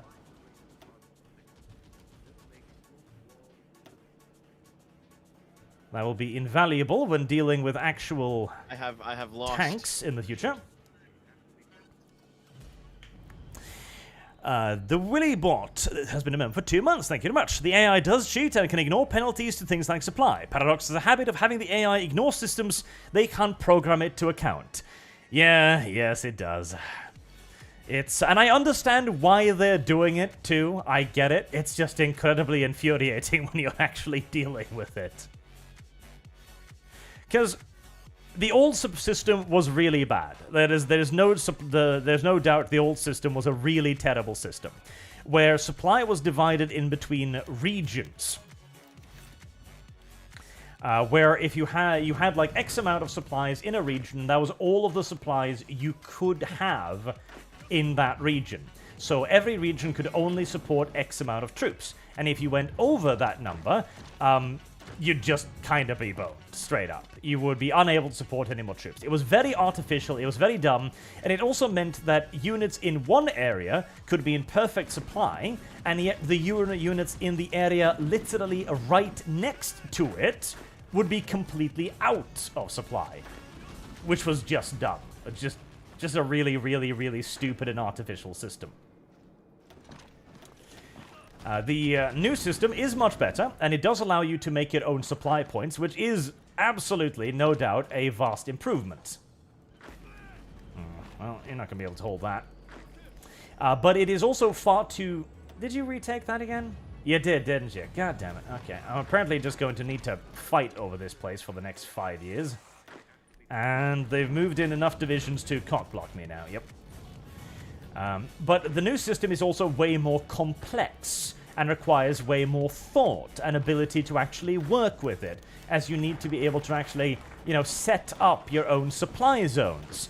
And instead of trying to make the AI capable of doing that, Paradox simply allows the AI to completely circumvent the entire system by just teleporting supplies. Which isn't a much better solution. It's like, okay, I mean, at least this is a less bad system, but it's still a very bad system. Alright, well, I'm not going to get through that with militia troops. Nor am I going to get through that either.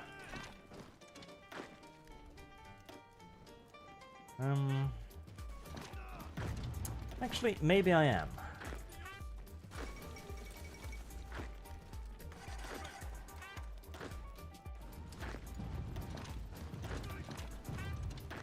Maybe I am indeed.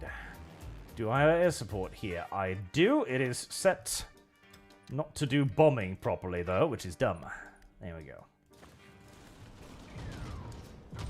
I do like how it makes the game far more focused on actual logistical supply points, though, because you've got to capture the supply points to be able to advance your own movements. And if you don't capture the supply points, you're just going to run out of supply. I would prefer it if that was a mechanic that the AI would have to engage with as well, mind you, but again, nothing's perfect, I suppose. Right, we can try and get the motorized units over there. The Commonwealth of Australia makes dumb noises on the other side of the sea. Yes, that is pretty much the only thing the Commonwealth does. It makes dumb noises on the other side of the sea. That is their sole reason for existence. Right, more human wave tactics up here. Yeah, that's not gonna work.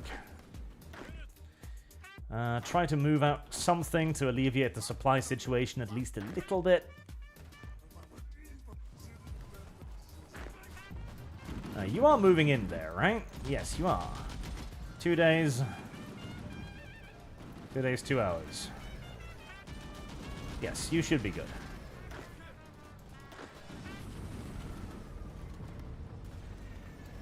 Alright, how's everything going down here? They've been cock-blocked by a... Yep. And I love this, too. The amount of bonuses that the Chinese infantry get are... Oh my god. See, this is what I mean when I said that the happy times are over.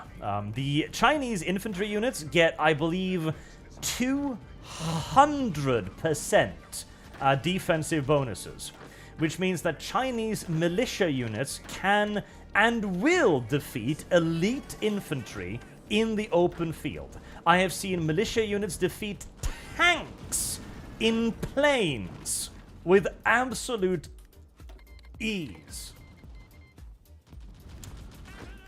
Alright, let's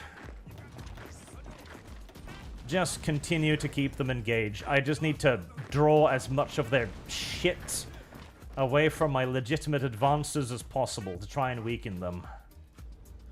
Even as they are flooding everything they can down southwards to stop it.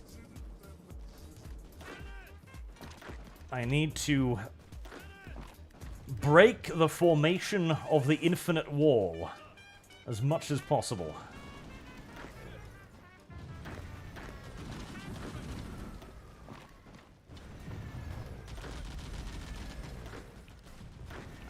Keep interfering with the wall. Standard gearbox, good. I am researching the welding thing, yes. Let's get excavation going, because I am going to need supplies pretty badly.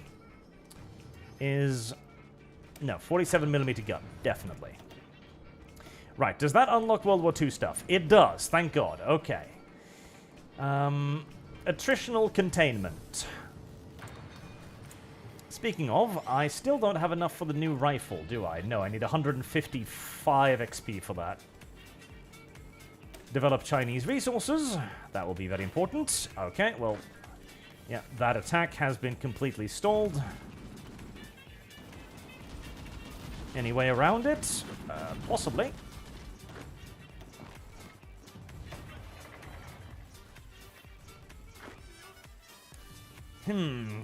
This round is not looking very good. I'll say that right away.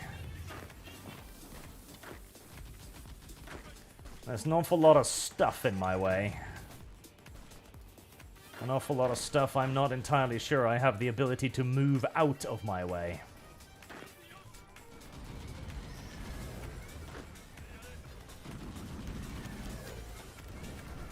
Okay, good job.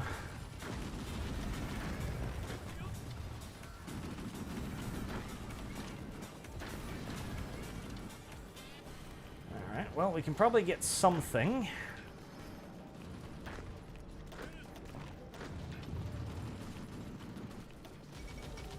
As soon as these units are finally getting beaten back. Good.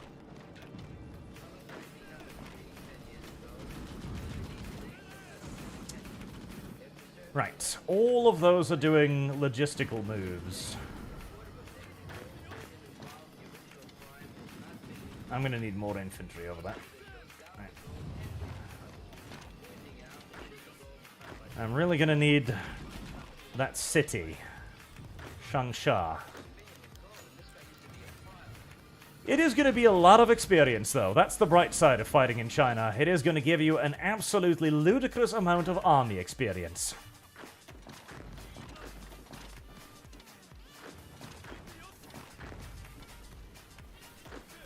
Alright, 5 light units over.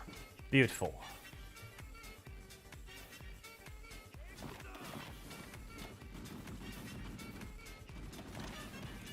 Oh, no, please. Logistic redeployment, if you could be so kind.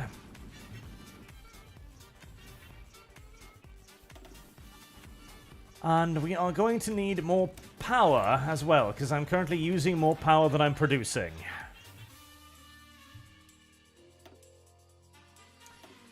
Okay, building. It's time to build stuff again. I'm probably going to want more of that to make up for the incredible quantities of casualties I'm suffering each and every single solitary day. Engine factories, and whilst I'm on it, power plants. Right, are we still live down here? We are. I think the enemy has been attacking that one settlement now for I don't know how long. They really, really want it, as it turns out. Okay, well, I'd rather they don't have it then. In fact, the Konoe Hohe done. The God Emperor's elites are done. I've been kind of forgetting about them. Right, that is going to give me a solid bit of extra oomph. We're going to start moving them back to Shanghai. The God Emperor's men, the Imperial Guard. And start building dockyards. Dockyards important. Keep throwing men at the objective.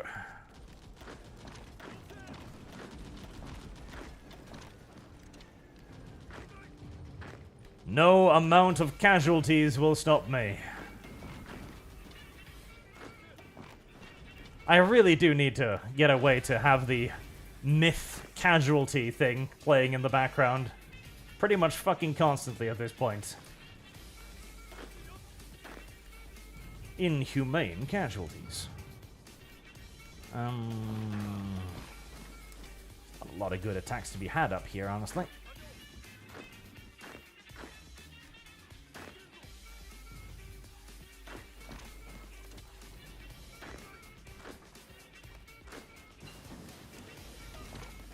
New howitzers, lovely.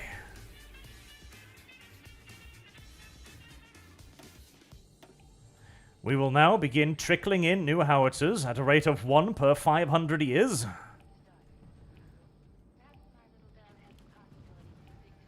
Ooh, casualties are actually starting to kick into the equipment, right? We'll need to refocus a little bit. I'm not going to need that many radios. There, that should help. And I'm getting plenty of food. Speaking of, I should now be getting... Yes, I am. I'm finally getting resources from the reformed government of China. A lot of resources, actually.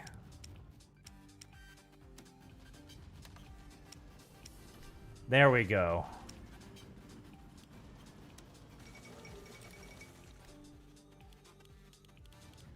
Finally, the plunder of China can commence. And remember to keep sending all of my garrison maintenance equipment to China continuously. Because they need it a fuckload more than I do.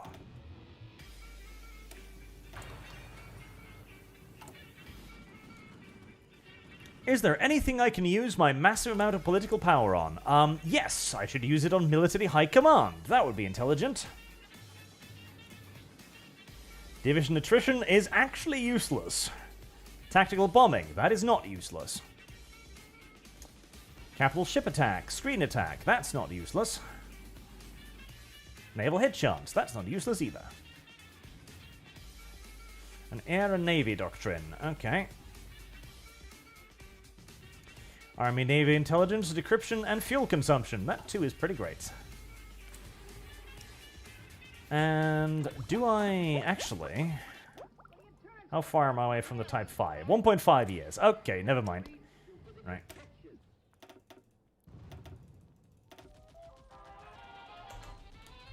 The Type 100 rifle.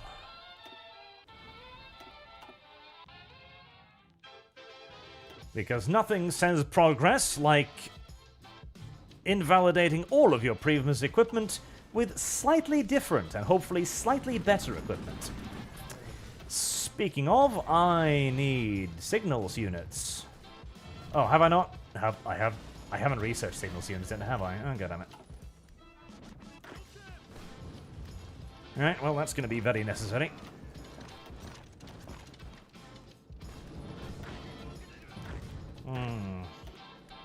Really? I don't think you should be able to beat me like that. Beat me with just that, at least. The wall has formed yet again. 151 defense. The militia units are in possession of higher defensive stats than Soviet Guard units. And there is nothing you can do about it except suffer.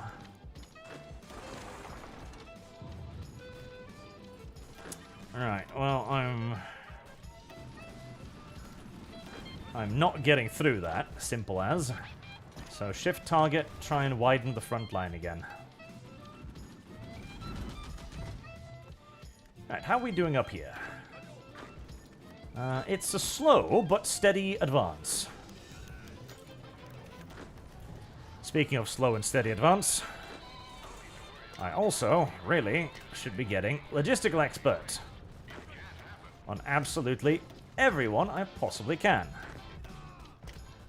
As they've certainly done more than enough fighting to warrant it. Right, that's all of my command points spent. Speaking of command points, how are we doing? How's the air war going? Beginning to tip in my favor. I'm still losing, like, you know, 2 to 3 times as many aircraft as they are, but that's fine. I can produce more. They can't. Ricky Smith, hi Arch, I joined later. Can you give a brief overview of what's going on? 30 minutes ago. Sorry, I've been really stressed. How the fuck are you doing this? Unironically, how the fuck are you doing this? I know you're attacking from multiple directions, but you're attacking elite troops in dug-in positions in mountains with massive air support.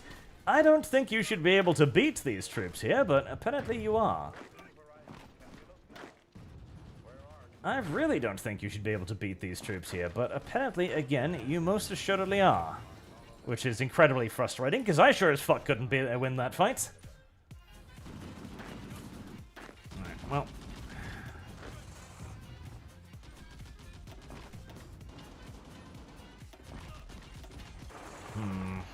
I'll keep pushing and hope that we can open up some sort of path.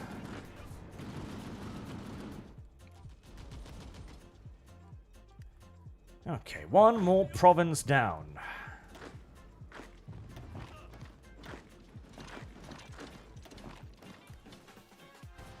Keep going, boys. Keep going.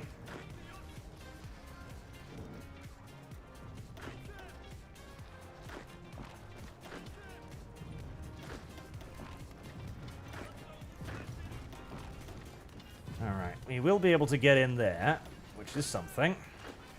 But closing the pocket is still a bit of a dream within a dream.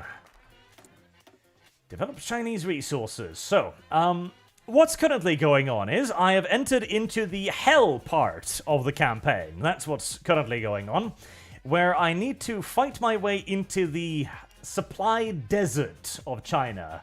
This is the truly awful part of invading China, because you are not going to have any supplies whatsoever, but the enemy is going to be in perfect supply at all times, and even if they're not in perfect supply, they're not actually going to care because of the bonuses that nationalist China gets.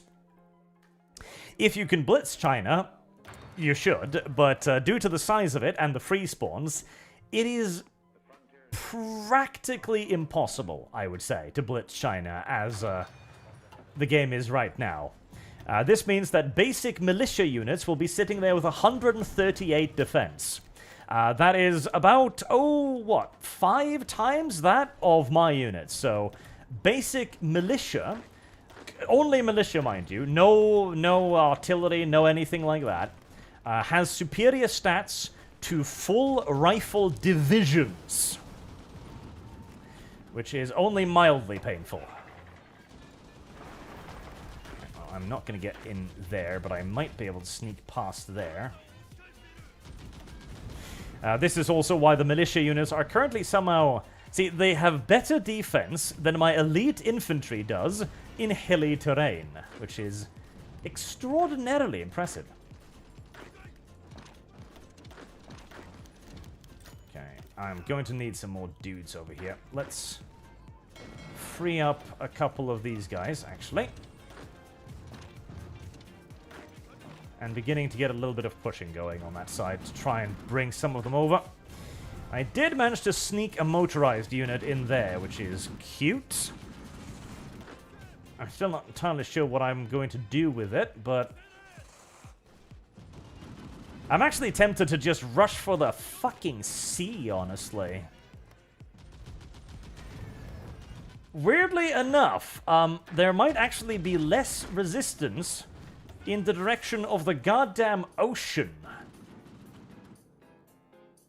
Which is not an expected situation, but it does appear to be how it's developed, so let's try it.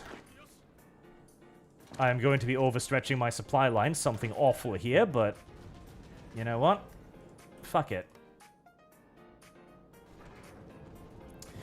Fuck it, we ball.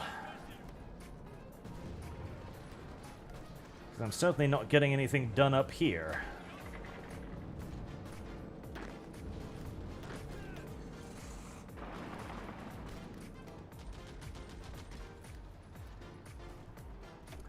I am completely and utterly amazed by the fact that they're actually making progress here.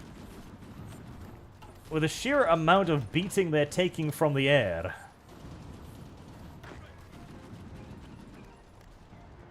Of course, you managed to magic a few dozen divisions into my way. Common, entirely normal. I do manage to sneak one more territory.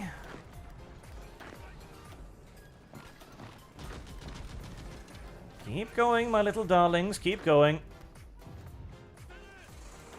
No matter what's in front of you, you've just gotta keep going. I don't care if the entire Chinese army just materialized in front of your fucking eyes. That is not my concern. That is your concern. Not my fucking issue. You're simply just gonna have to deal with it. Speaking of dealing with it, we're finally seeing the end of the Northern campaign, which has cost... I don't even want to know how many lives. I don't want to know how many Japanese died up there. A lot. That's what I can tell you.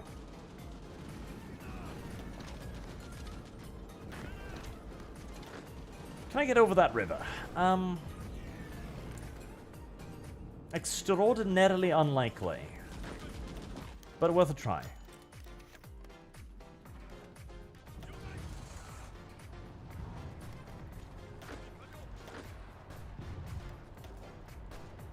God damn fucking movement, Malice. Come on, scare them off.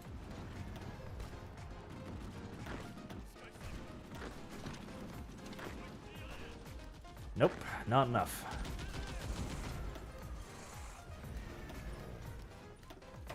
Alright, another full strength unit joins the fray there.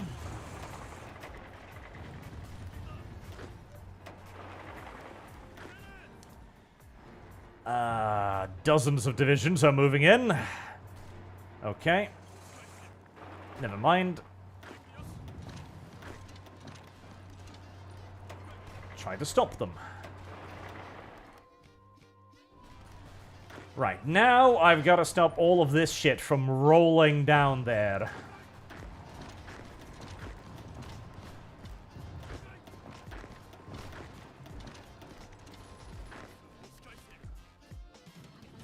This could be a really, really great surround if I can pull it off. This could actually be a really, really great surround if I can pull it off. Okay, just out of curiosity, we started today with 40,000 casualties. That's not that war.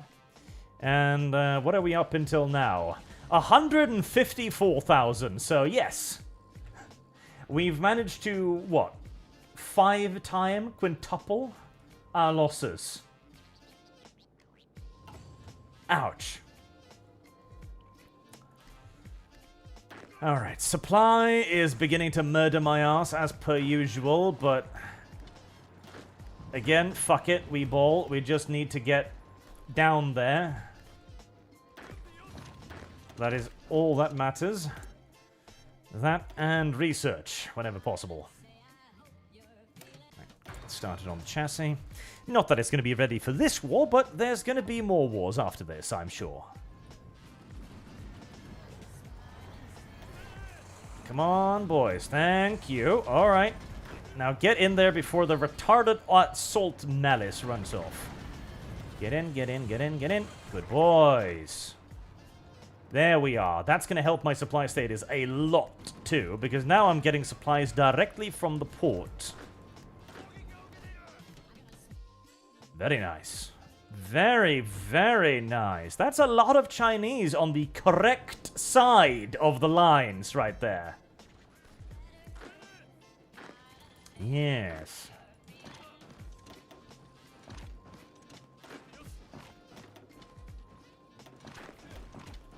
Yes, much better. Much better. Much, much better. Much, much, much fucking better. Alright, time to get you guys out of there. And recommence human wave tactics.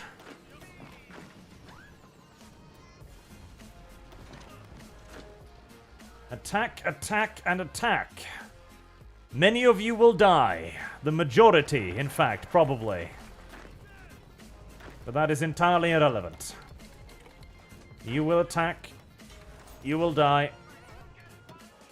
And you will attack again. And you will attack. And you will die. And you will attack again.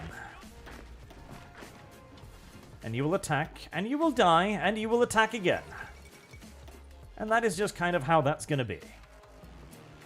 Do I have bombing support there? Yes, I should. Good. How is your training going? Good enough.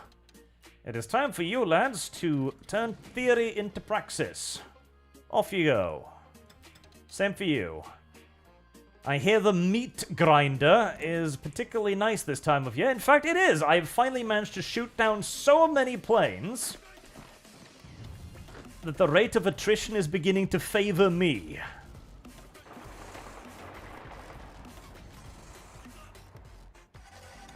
Very nice. Right. And now, finally, the enemy's out of supply.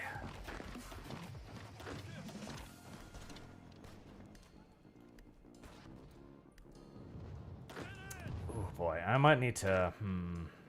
Okay, screw it. The cavalry stays. You go. You go. That'll leave me with 4 divisions and 3 cavalry to carry out the retardo push. The push of death. And Norway just capitulated. I don't know about that. Wait. There's nothing here. There's nothing here. There's nothing fucking here. Hello? What exactly is going on here? Have they... They've sent everything down south, haven't they? Okay. Well, don't mind if I fucking do then. Okay, free territory, I'll take it. Oh my god, there is nothing. Oh god, can I free up these 6? Can I Soviet-Japanese Neutrality Act? I am still don't have enough. Fuck, I don't.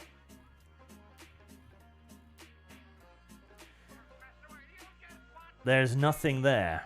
There is nothing fucking there. There is nothing fucking here. There is nothing fucking here. I want to rush. I want to rush. I really want to rush, but I'm not sure I have the fucking stuff to do it with.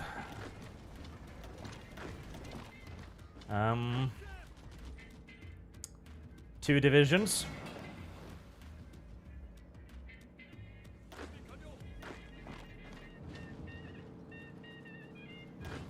Okay, where's the supply? I'm gonna need the supply cache. It's there.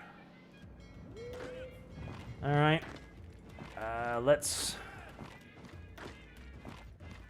see how far we get this time around, then. Anything and everything that can be freed up. Get it to a port ASAP. And get it trucking. British blockade hampers Swedish trade. Well, that does indeed suck for Sweden, I presume. Speaking of, I'm noticing my amount of metal has suddenly taken a rather sharp dent. Yes, it's because the reform government is getting screwed over, that's why. Okay. Or increase trade with America, then. Quite briskly. Minus 20. I can live with minus 20.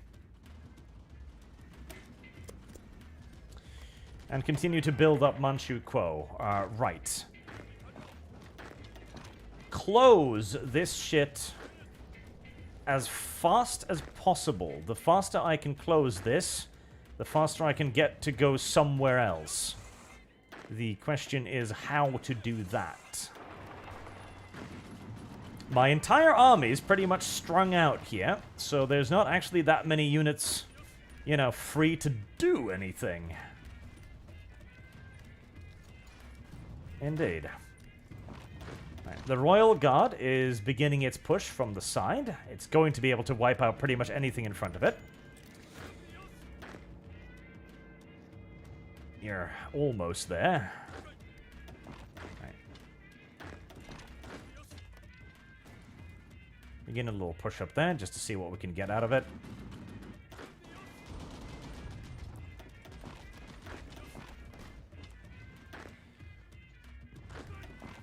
Sucky supply situation. What else is new? Okay. Stuff's beginning to come down to start blocking me. Okay. Let's not get too overeager.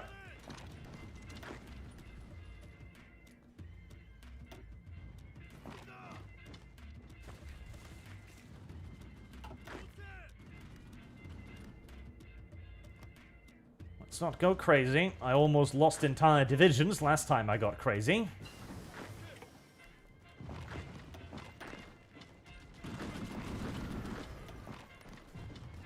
Alright, come on, little Japanese.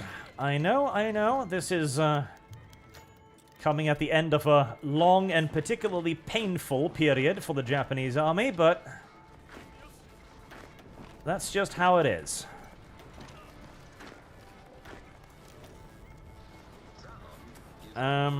Why am I not getting any bomber support? Why are you being fucking retarded?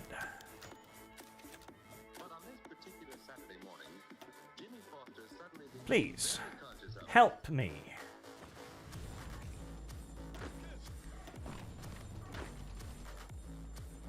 If I'm going to get through this, I'm going to need bombers. Okay, well, the bombers are helping now. Right. That's going to be expensive. But hey, I think at this point we're getting used to expensive. And the Imperial Guard is starting to run out of supplies as well. Annoying.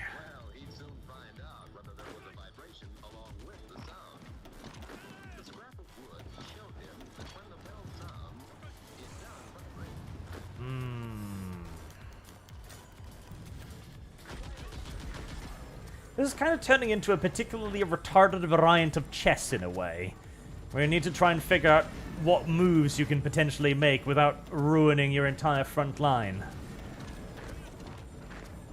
Without making any holes for the little shits to start squirting out through. And stuff is beginning to manifest in front of me again.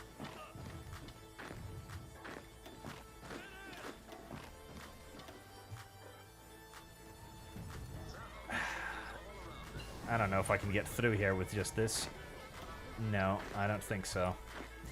Right, throw out the cavalry as well. They're not gonna get through there. We might need to wait for the elites to go up all the way up there.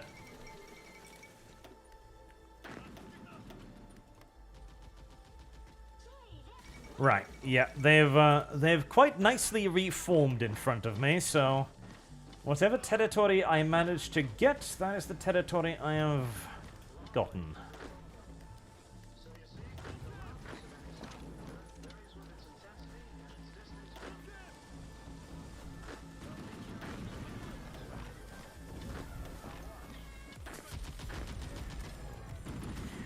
Ooh.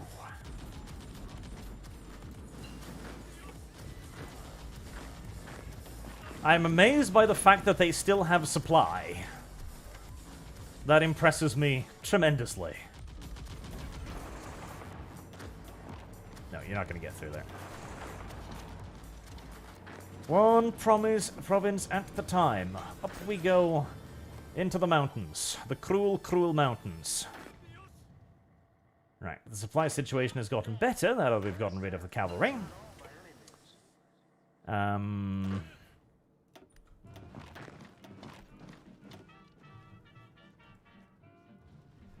Alright, is that gonna do anything? Nope. Not a chance. I am almost certainly going to need the elites. Right, well, they've been able to spawn enough units to blockade me. I might still be able to do a couple of pushes, though. Where's their supply points? Chengdu. Far the fuck away.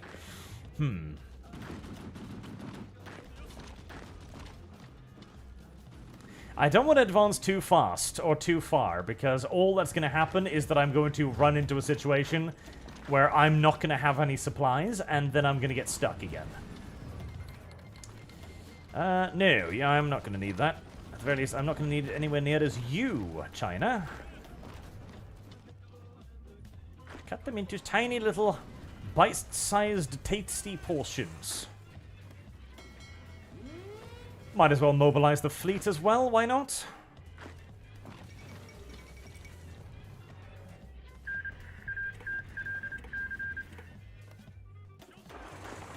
Europe is getting mighty interesting. that means I can... Yeah, hello. Like, we see you've attacked. Yes, I have. How are you going to deal with it? Well, we're going to spawn in another 20, 30 divisions, and we're going to just kind of start throwing them at you. And is my aircraft doing anything? It's doing something. It's just not doing enough. God damn it. I really want to fucking get these free, but I can't. I literally can't. If I remove those, then the Soviet Union start just attacking up there relentlessly, which is not good.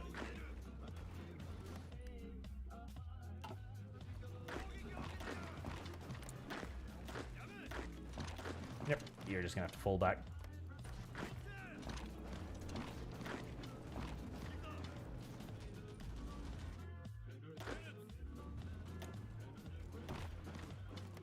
Okay. Stabilizing. Stabilizing more for the enemy than for me, but still. Okay. Can I knock out China? No, I cannot. Not Soviet China, because they've got 1, 2, 3, 4 divisions in there, and that is Mountain Province number 5 million, which means I am not going to get in there anytime soon. And there's no way I'm going to be freeing up the elites to go deal with it. Not yet.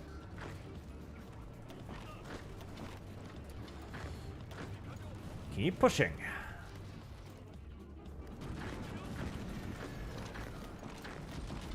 We're reducing the pocket one tiny little area at a time.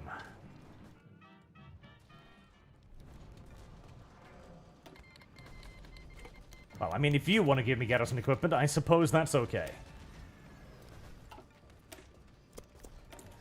Oh boy, I've been forgetting to research things again. I do have infantry radios, though, huh? Is it because I don't have the other thing?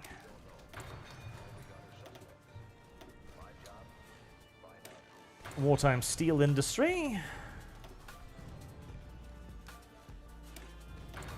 Construction equipment.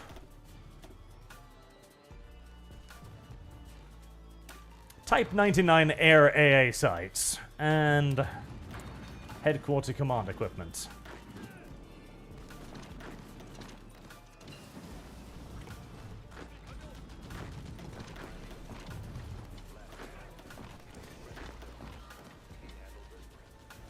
One pocket dealt with.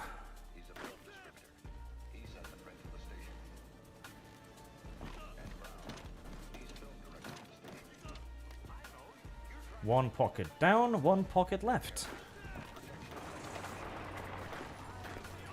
And luckily, I don't need to worry about them escaping to the sea, because the sea is entirely controlled by my navy, so... they're not going to be fleeing anywhere, at least. The last flight of Rudolf Hess. Rudolf Hess, who quite famously decided to try and jump the canal over to Britain. Hess was an interesting little character. He had convinced himself that he was just like the architect of the Reich and wanted nothing to do with everything else that was going on. And as he started suspecting more and more of the nastier going-ons behind the scenes, he was trying to get away from it. I don't remember if... Did he die in his escape, or did he actually survive? I don't remember now. Engines. Mr. Bob, 7370. Are you building infrastructure and railways, Arch? No, they're a complete waste of time. In China, they are, because the thing is... You've already got the main railway, which is 40 supply, which is all you need. You don't need anything else in the 40 supply. These railways... You would need to build like 1, 2, 3, 4, 5 railways to connect just to Gongyang, and that'll be a level 1 railway. I have lost. If you want to move the full 20 supply, you need to build 2 railways. That's 10 railways at, I think at that point, 3,000 to 4,000 construction bonus, construction capacity each. It is simply not worth it to build railways. They are far too expensive. And you need to get the war in China over with. No matter how expensive and how painful it is. You need to focus on finishing the war. And if that requires you to operate in shit supply with massive casualties, that's what you're gonna have to do, because everything gets a lot more complicated when America starts poking about and wondering if it maybe should interfere in your war in China. Trust me, you do not want to be fighting America and China. God help me. That is the truest nightmare. Ooh, hello. You are actually attacking me. That is very good, because that is exhausting you more than it's exhausting me.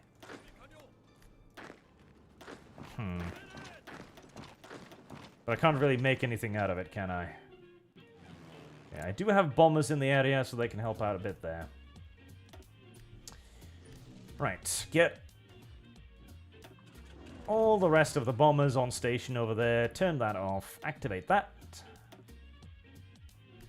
Right, do I have any more bombers? I should. I am producing them quite quickly now, after all.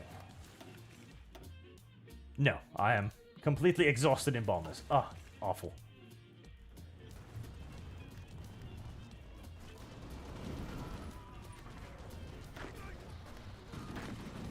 One more settlement, one more province. Now, in something like Russia, oh boy, that's a nice big surround right there. In Russia, you almost don't have a choice but to do the extraordinarily slow, like, infrastructure grind. Because you're going to be so badly outnumbered by so many elite units that you have to be able to support a huge number of troops on your own front line. But in China, the enemy units aren't that good offensively. They just have enormous defensive bonuses. Again, I think their total defensive bonus is something like 200%. So you can actually make do with a very thin front line, so long as you can keep, you know, everything moving, relatively speaking.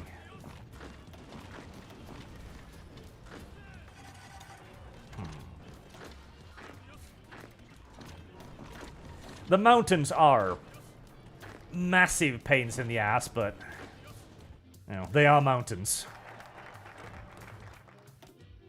I'm actually very happy that they're electing to attack me up here, because that is going to waste their supply and their equipment.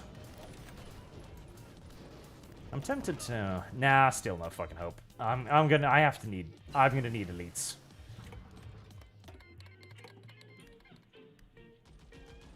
Right.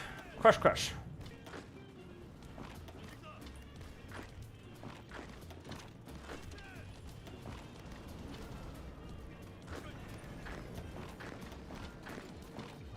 Keep advancing, keep advancing.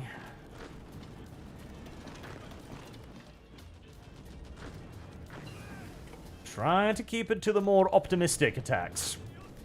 And look, my little puppet is actually making some advances too. Happy little puppet. It's making pleasurable puppet noises. Manchu Kuo is not very helpful. In fact, it's more along the lines of an active detriment 9 times out of 10, because they're going to be eating your supply. But sometimes it's cute to know that you're having somebody with you, you know? You've got somebody else sharing your burdens, also starving to death down in China, which is nice. And I'm gonna need more food. Okay, well, the reformed government of China, give me 200 units of food. Do I need anything else? I really don't. No, perfect. Piddle's Japanese Navy Air Service. Embargo the opinion of Canada. No. I don't mind the Canadians. The Canadians can keep doing their dumb stuff, if they wish to. Advance, advance, advance!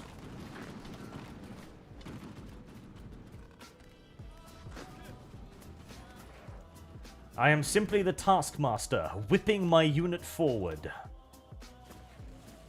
Right.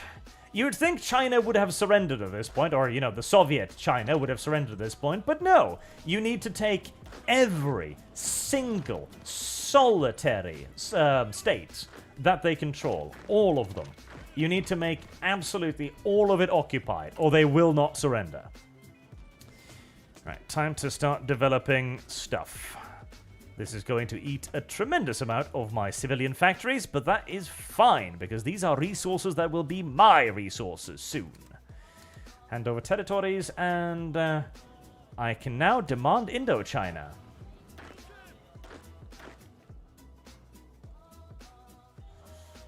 Right, let's see. Who can I free up to demand Indochina, actually? That's a good question. God, I wish I could free up these 6 divisions. It is such a waste to just have them sitting there. Oh. Oh, you fucking... No, you... Oh, God damn it. They stole my general. I was feeling like my elite units weren't doing as well as I was expecting them to for a little while. No fucking wonder. No fucking wonder indeed. Right. Imperial Guard, you're gonna head north. Or Konoe Gundan, as they would be more correctly and weebly called.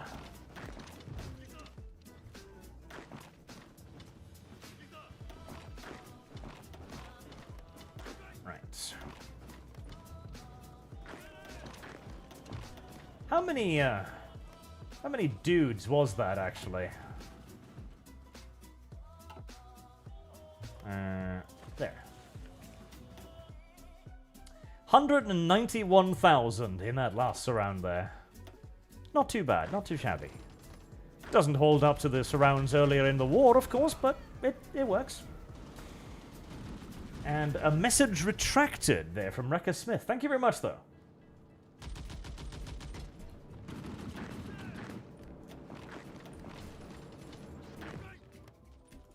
Further advances.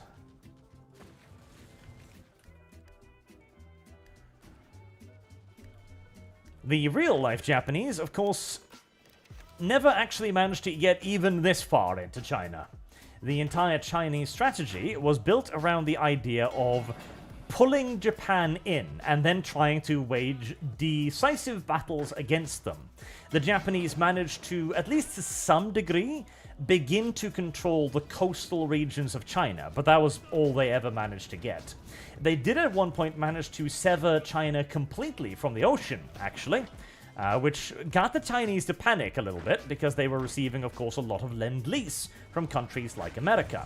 But in the end, the Japanese just didn't have the means to police the entirety of China. That was what really managed to undermine them, the fact that they couldn't be everywhere. And so even though they owned the cities, everything else belonged to various Chinese warlords. Chinese warlords that managed, quite miraculously so, really, when you come to think of it, to maintain an extraordinarily uneasy alliance with one another, because they really, really, really, really, really hated the Japanese. Oh god, see... There's a little bit of commonality in how the Japanese viewed the Chinese as absolute vermin. The Chinese kind of viewed the Japanese in much the same way, and still do to this day. There was a funny article I read quite a while ago where there was a actor in Chinese war movies who was explaining, like, why he kept getting picked for roles. Like, because he was an extra, you know, one of those guys who plays Soldier A or Soldier B, right? And he kept getting picked for roles, and he was being interviewed in a movie magazine, like, how come you always get the job? And he says, okay, I always get the job because whenever I'm asked to play a Japanese soldier, I act like the most despicable person you can. I act it up to 11. I make him seem like an absolute monster because that gets me hired again and again and again.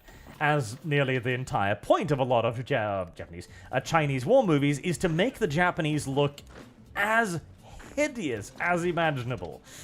They never quite got over the rape of Nyanking, and again, fair enough. Although, weirdly, I'll say this. There is a movie about the rape of Nyanking, which is I think it's called The City of Life and Death, if memory serves. And it is actually a surprisingly good movie. Like, it takes some, shall we say, artistic liberties here and there, no doubt about it, but it actually sticks mostly to events as they transpired, as far as we know, bearing in mind that the era is not particularly well documented, largely due to a hesitant to document it very well from at least one side of the two parties. But it's actually quite reticent. Like, it tries to... It even has a sympathetic Japanese character, which blew my fucking hair out when I first saw it. I was like, wait, hold on. This is made by the Chinese, right? Yeah. And yet this Japanese guy isn't actually just evil. He's doing this because, you know, he's just another enlisted man, and this is, you know, kind of his job now. And he doesn't want to rape every Chinese woman he sees. In fact, you even are presenting him as having a family? Like, wow. That doesn't sound like much in terms of, you know, sympathy points, but believe you me, from the Japanese or the Chinese point of view, no, that is extraordinarily sympathetic. The simple fact that they recognize that a Japanese person might have a family, instead of simply being spewed fully formed from the bowels of hell, is a significant thing.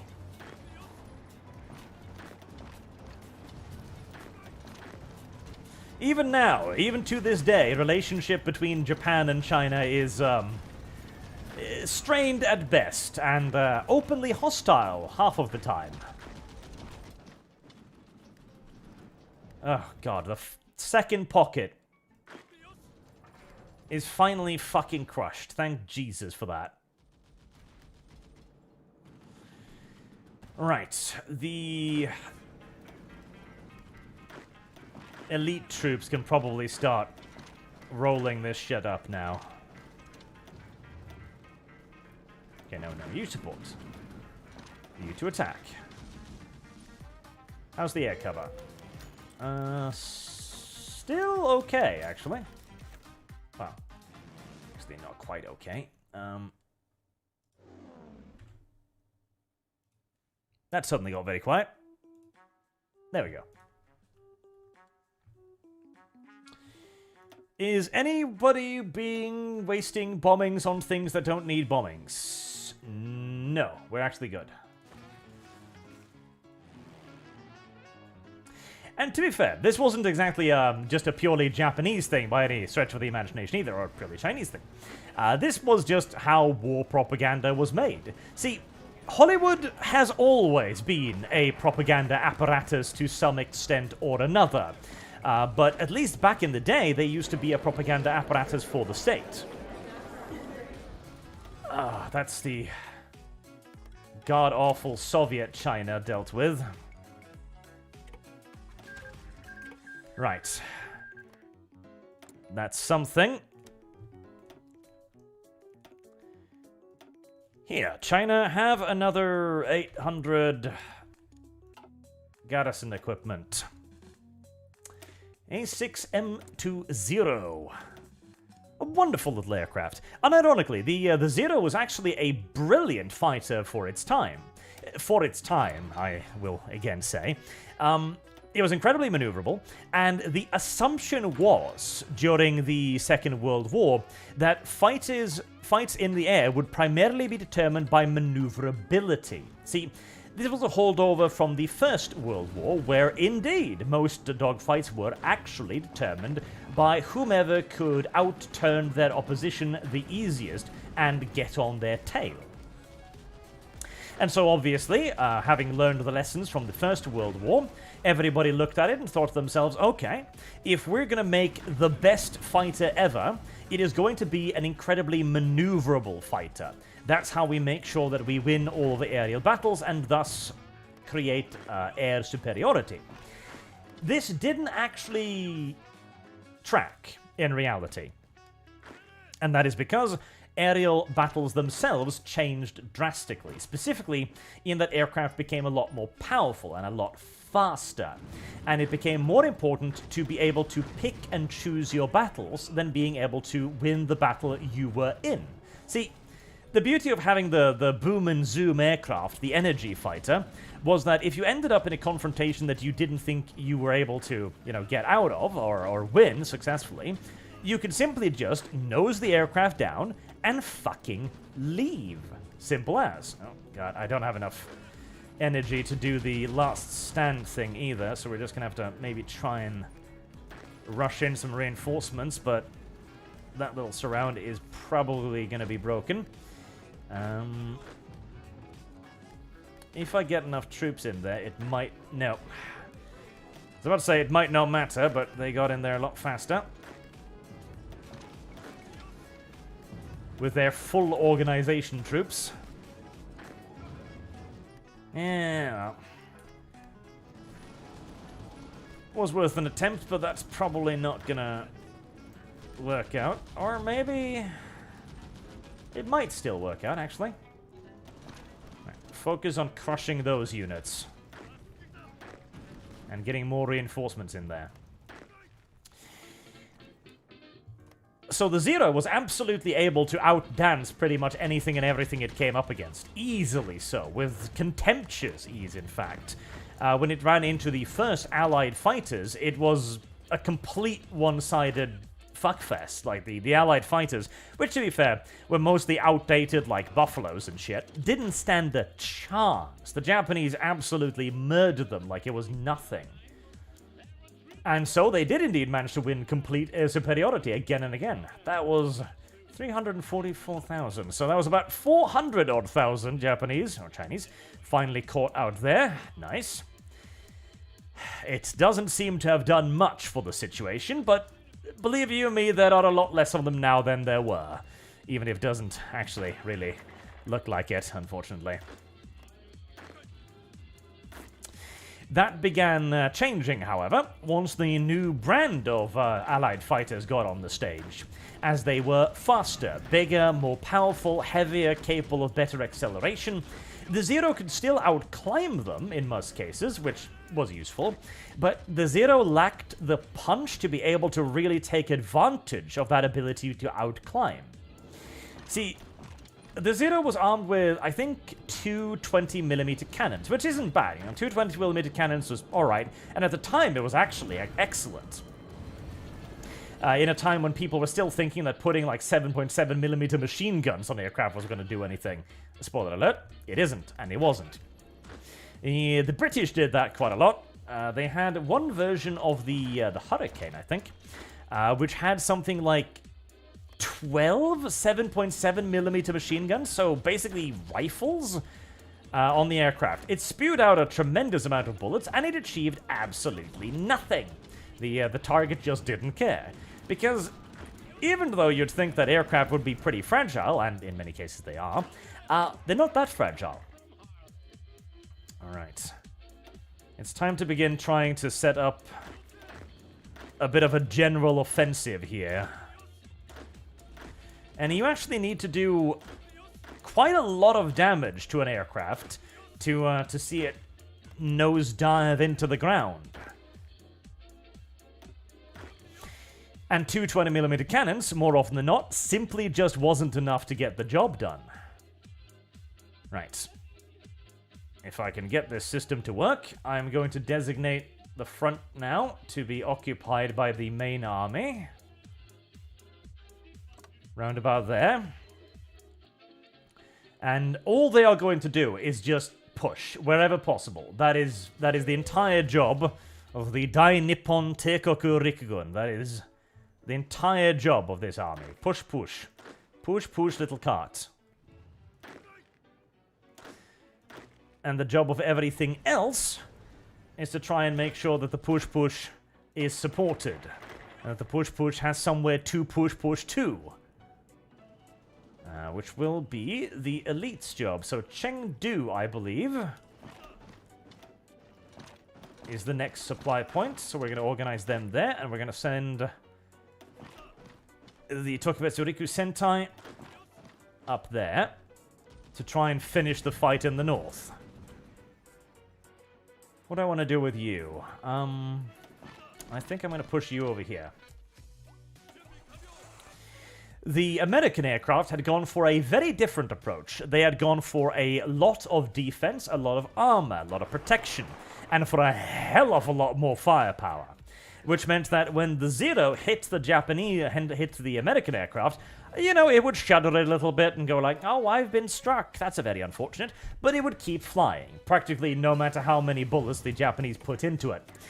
And the problem there too was that the 20 mils, they didn't have anywhere near enough actual ammunition in them either. That was perhaps the single largest drawback. For whilst the 20mm guns were technically adequate, I think they had something like 200 rounds per gun, which equated to something like 5 or 6 or 7 seconds of actual fire.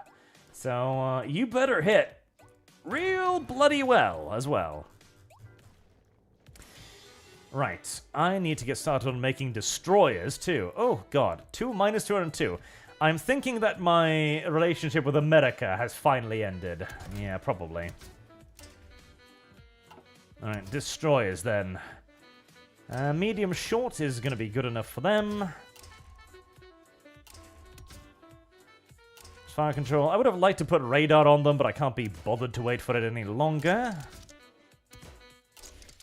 And pretty much every step of the way, I've had better things to research. And a good main battery.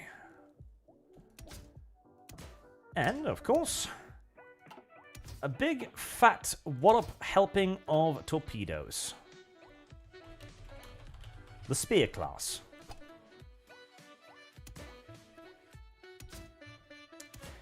Let's see.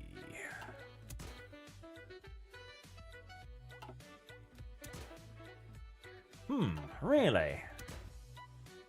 Only 29 speed, eh?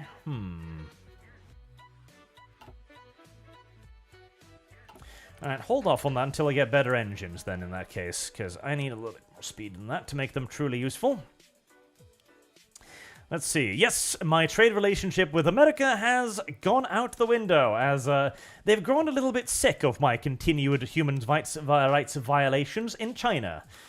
Very bigoted of them, in my opinion, but hey.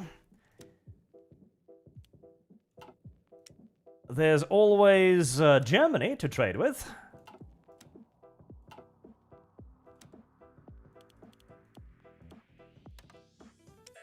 And I'm going to need some bars as well. Let's see how that works out.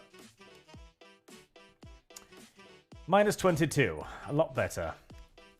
Now that does mean that I'm going to start tearing into the oil reserves, which is not good. So let's get Mexico to help me out a little bit there. And that is quite the slaughter on my factories.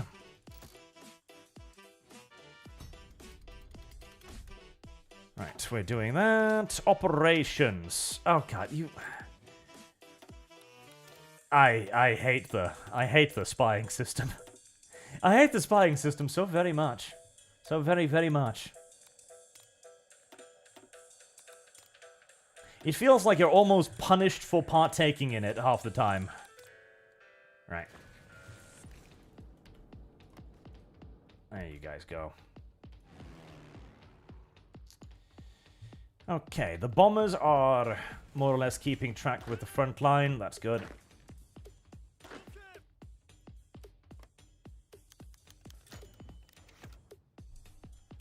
Whilst the AI is doing its usual reshuffling of absolutely everything with no particular goal or purpose in mind. It likes doing that, the AI.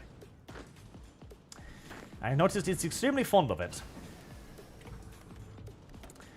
Improved headquarters. Great. Alright. Does that give me early radar? I think it does. Yes. Decimetric naval radar. Good. And what was that thing I wanted? Engines. Right.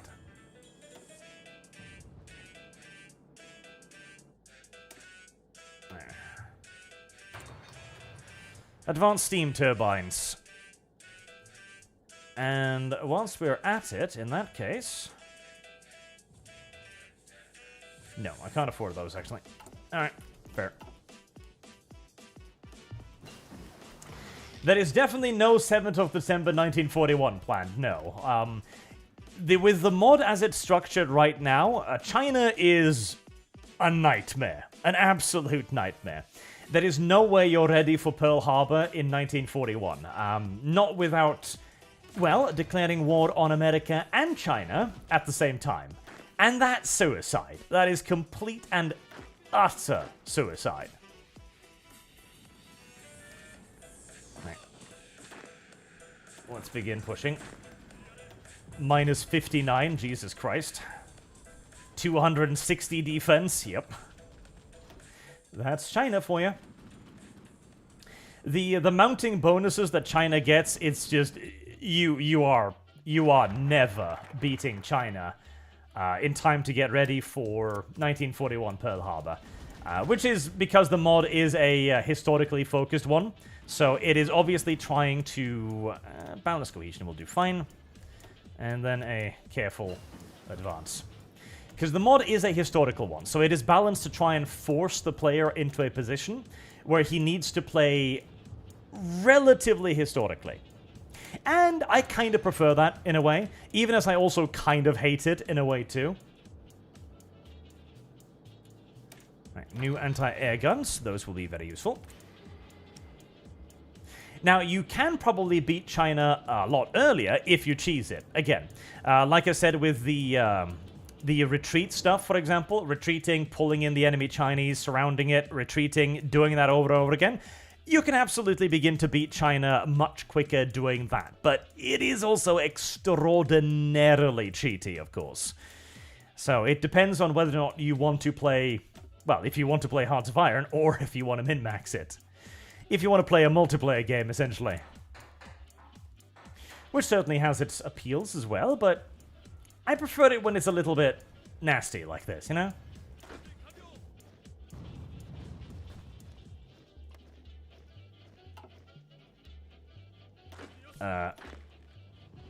Stop exercising. No, that was not the button I wanted to press at all. I don't know why I wanted to press that button. Kotohiro retires. Who is Kotohiro? Division attack plus 2%. No, his expertise is far too valuable. He is going to stay in his position until he dies. I know that might sound a little bit harsh, but that is simply just the reality of his expertise, I'm afraid. He's too damn good at his job, and so he's going to stay at his job until he is dead. Such is life. And that, incidentally, chat, is why you should never become too good at your job, because you're going to have to stay in it until you die. And you don't want to stay in your job until you die, do you? No, you probably don't. It sounds like it would suck a tremendous amount, honestly. There we go. There we go. The elites cut through them like fucking butter. That's more like it.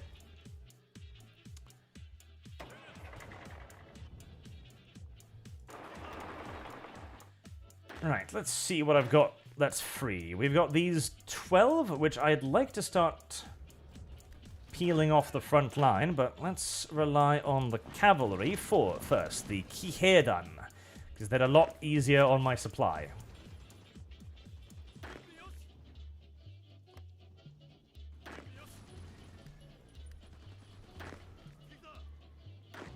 Honestly, attacking America in 1941 was suicide for the Japanese historically, too. That's true. And it was done primarily because the Navy wanted more relevancy. It wasn't done because the Navy thought they had a particularly good chance of winning. Oh no, God no. Even though Franklin Delano Roosevelt, of course, tried to entice the Japanese into attacking them by moving the fleet to Pearl Harbor, but it was incredibly exposed. And Franklin Delano Roosevelt had been warned repeatedly that the Navy was incredibly exposed at Pearl Harbor, and that a naval attack via the air on Pearl Harbor was incredibly easy to do as well. In fact, mere months before the attack, they had actually carried out a training exercise where the American carriers pretended to be Japanese carriers attacking Pearl Harbor to try and simulate what kind of damage such an attack could do. They came to the conclusion that not only was such an attack entirely feasible, but it was also likely to be very devastating, as it would come with nearly no warning whatsoever. That is, of course, exactly what happened. The previous chief of the Navy, I don't remember his name off the top of my head. I think it was Olsen something. He actually resigned from his position as Chief of the Navy in protest. Oh, no, he didn't resign. He was fired by Roosevelt because he wouldn't stop arguing about this point. He kept saying, no, please don't move the fleet to Pearl Harbor. There's no reason to do so. It's entirely safe in San Francisco. There's no point in moving the fleet over there. And he kept saying that for so long until Roosevelt eventually fired him from his position. So the one man who not only saw Pearl Harbor coming, but repeatedly warned again and again and again and again and again that it was going to happen, and the result of it happening was going to be devastating, was fired by the President of the United States because he got sick of receiving too many warnings. And bear you in mind too, I am entirely of the opinion that Roosevelt wanted the Japanese to attack. As I think quite nicely exemplified by the fact that when the news of Pearl Harbor arrived, Roosevelt was building miniature ships, or ships in a bottle or whatever, which was his personal little fetish, right? Manchu Pro declares independence. It doesn't actually, by the way. It's an event pop-up that always happens for some reason. They're still way away from actually declaring independence. Speaking of, Japanese settlements would be nice, and I do need to start working on the Zero as well in not too long. The American dead of Pearl Harbor was sacrificed as much by Franklin Delano Roosevelt as they were killed by the Japanese, in my not too humble opinion. As we continue to work our way through this god-awful little place, it is pretty much just a matter of throwing shit at the wall until we can pick away at the Chinese divisions one by one. Alright, Riku Sentai, I'm thinking your task is probably going to be to cut right across up here. Right, what was I was thinking about something I needed. What was it I needed? It wasn't radars. I was building radars. It wasn't the Zero, because I don't need that yet, because I'm going to go for the improved one anyway, but I might as well start researching it, actually. There's no pressing reason not to. I don't actually know if there's a lot to do with the motorized elements up here, except possibly making a dash for the points, but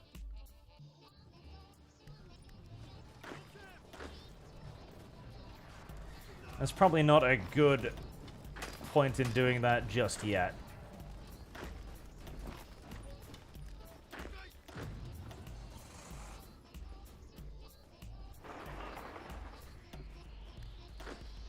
Let's see if we can get through there and maybe attack the... Oh god, 4 divisions. Okay.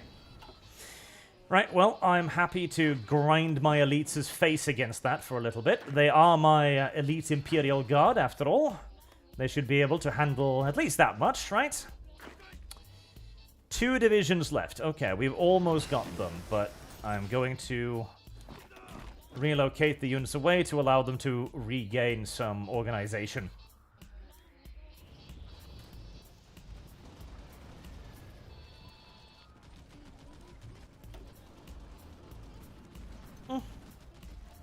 So long as the bombing is going on, that's still reasonable. A reasonable expenditure of Japanese lives, I say, yes. Right, we're not doing a whole lot over here, so let's have the bombers reposition themselves to bomb deeper into China. There was also, of course, the fact that the Japanese bumbled the attack, something awful as well, as they should have... The goal of one of the... I think it was the second wave that never came, or was it one of the initial assault waves, was actually supposed to be attacking the fuel depots. Now, the fuel bunkers on Hawaii were enormous. Like, they were the ones that contained the fuel to, of course, fuel the entire fleet, basically. Agent captured. Annoying. Right. You go do that.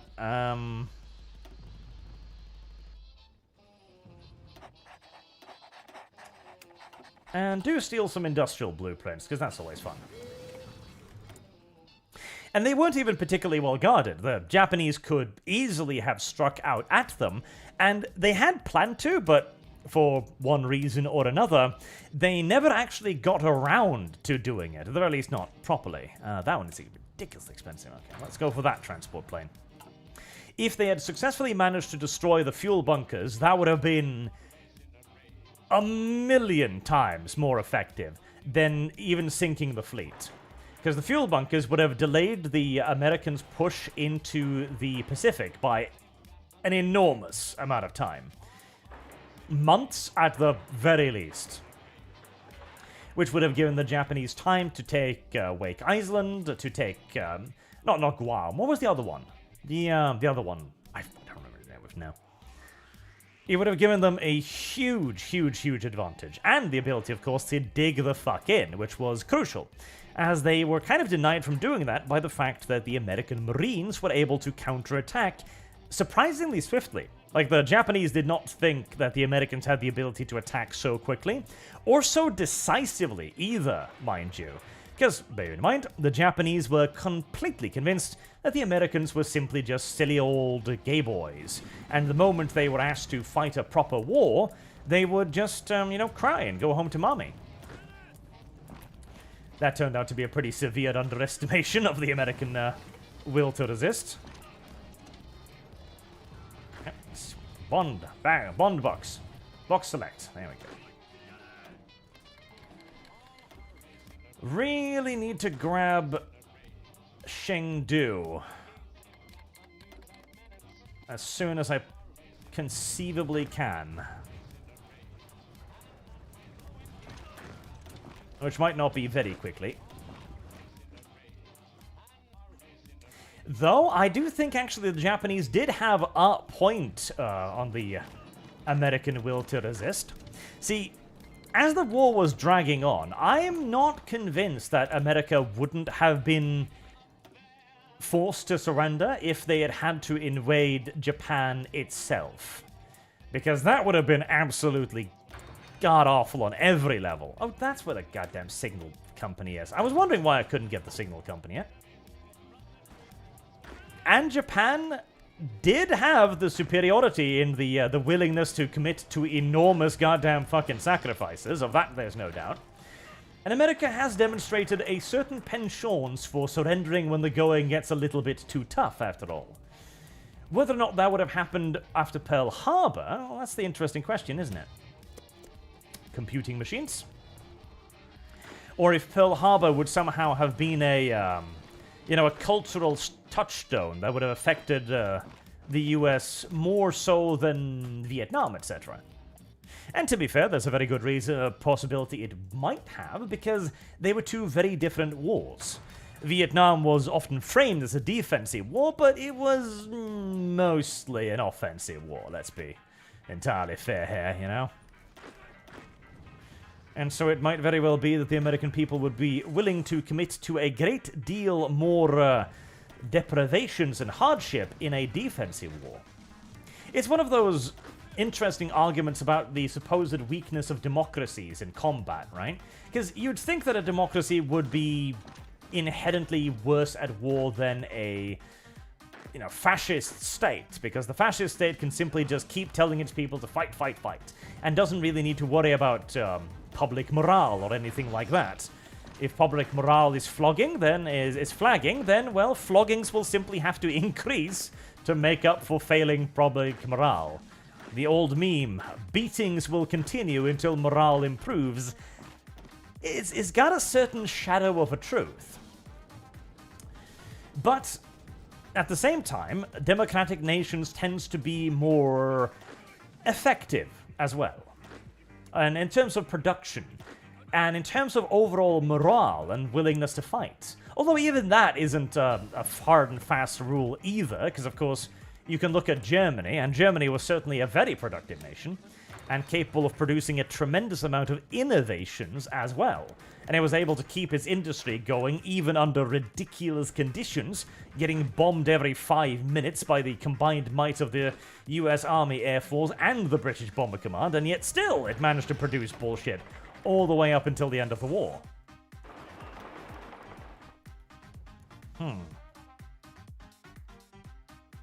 It'd be an interesting point to try and explore a little bit more deeply all the differences between those.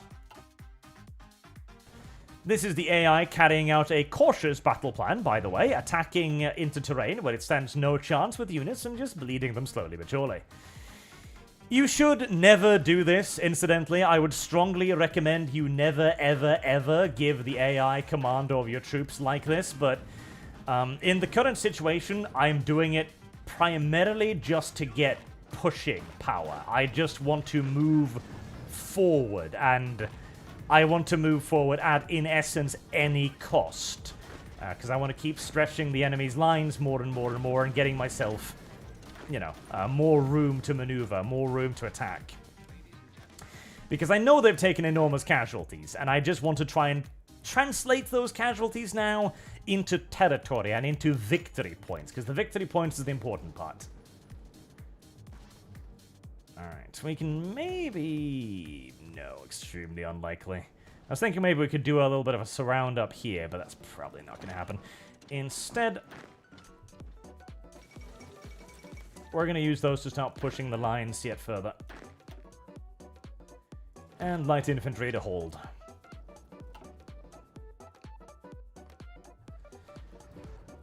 As we can conduct another very large-scale surround in not too long Fire is here. the answer. Jonathan Phillips, what would you think about a POW and penal expansion of Hearts of Iron 4? It could be figured out. If it could be figured out. I would really like to see that being a mechanic, yes, because that was, of course, a very, very big part of the war, figuring out how to deal with prisoners of war. And indeed, many of the nations also, well, improved their economies, shall we say, by utilizing forced labor from prisoners of war. Like, why are you doing this, AI? Oh, just to try and bleed you out of some manpower? Yeah, I know, but I wish you'd try to at least pretend that that's not what you're doing. Oh, no, that really is all I'm doing. Okay, well, you know. At least you're being honest about it, I suppose. The big issue, though, would be that it would be a bit of a moral red flag. And I think Paradox stated a fair few years ago that they would basically never do anything... They would never address concentration camps or anything like that, for example. Because it would be traumatic, etc. Already back then, Paradox was a little bit too progressive of a corporation for my tastes. And fair enough. You don't want to open the obvious can of worms, that is, addressing the Holocaust. Fair enough, fair enough. I'm not going to even accuse you of cowardice over that. It seems like a sensible thing to avoid talking about, really. Right, infantry expert. Oh, God, all of these formations have so many bonuses, it's not even funny. Speaking of, I should use this time to actually change this unit, shouldn't I? Yes, I'm gonna duplicate that, because I am, of course, going to want a full-on armored division at some point in the future. With a nice, happy little smattering of medium tanks leading it.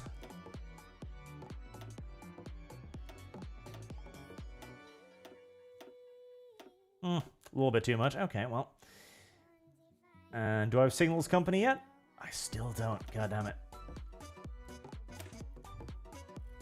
I might as well actually use these points before I end up not having them and desperately needing them. And all we need to do is change the name from Jidosha to Sensha. So I think it would probably be one of those touchy subjects. It would also, how do I put it? It would introduce some unfortunate realities to the series as well. See, one of the big reasons why the Germans were as feisty as they were in their treatment of prisoners of war was in part because they didn't consider them to be proper prisoners of war. Absolutely, no doubt about it. They treated the Soviet prisoners of war extraordinarily poorly. In fact, the Germans treated the Russian prisoners of war worse than the Russians treated the Germans. That's how bad they were, right? They were monstrous. But a great deal of the reason why they adopted the whole basically work them to death thing was because they couldn't feed them. They had no hope in hell of feeding all of the prisoners of war. Absolutely none. And that was simply just of a logistical problem. It's like, okay, we've captured like 4 million Russian POWs. We don't have the camps to keep them anywhere. What are we going to do with them? How are we going to feed them? And the answer from the top was quite simply, we're not. That doesn't excuse it, obviously, but it is a reason. And I imagine there'd be a fair few people that would look at that and maybe pull some conclusions from it, from Paradox's point of view. Right, I got the engine, so I just need time to start making the damn destroyers. So many things to remember. I'm sure there would be forces within the current year who would look at that and argue that Paradox was taking a pro-Nazi stance, or something equally ridiculous. Look, they're justifying the crimes of the Schnazis, even if they are actually doing nothing of the kind. Alright,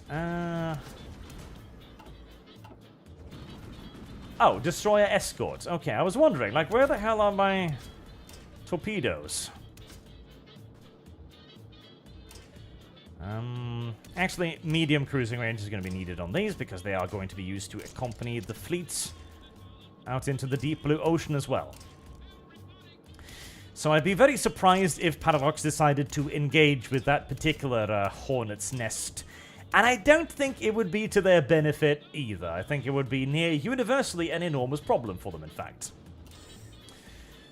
Right, can I can't get anything cheaper than that, can I? I don't think so. 1,992. It's a very expensive destroyer, no doubt about it.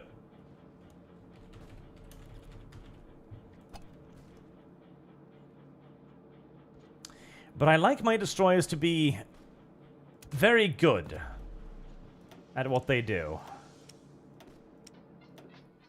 And we'll instead make up for it by just making like 6 at a time.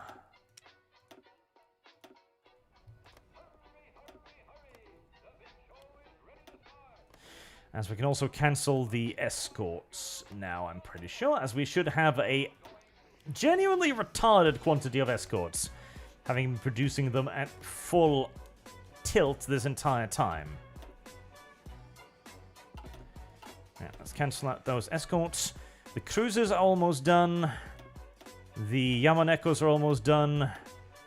And the Akagi-class large carriers are approaching completion as well.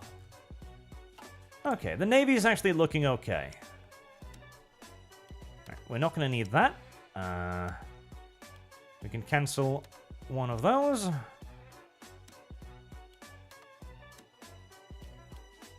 And we can cancel a couple of those. To help our income. It would be interesting, though, because you could also then simulate all kinds of effects, right? Like, okay, so you've got POWs, right? What are you going to do with them? How are you going to treat them? And I'm sure most people would initially be like, well, you know, treat them well. Treat the POW goods. And then the war will drag on. And drag on.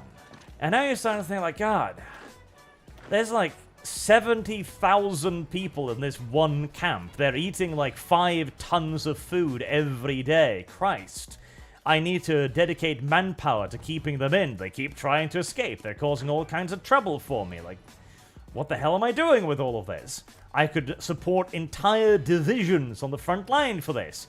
And you start just, you know, you make one small little cut. Like, okay, maybe the good rations is a bit too good for them. Let's just give them, you know, decent rations. Okay, that's fine. That's fair, right?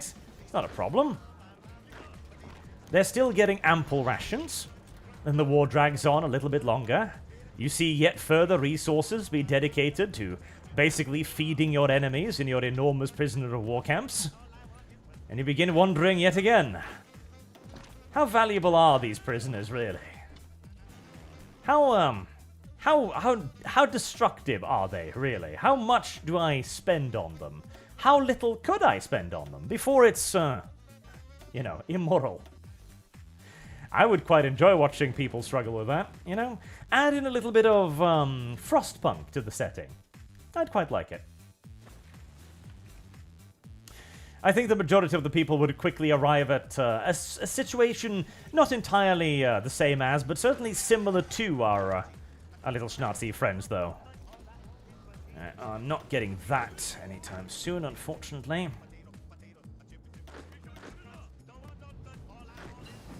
Even the poor elites can't break into that. To be fair, it is a city, which means it's urban environment, which means it is absolutely fucking awful.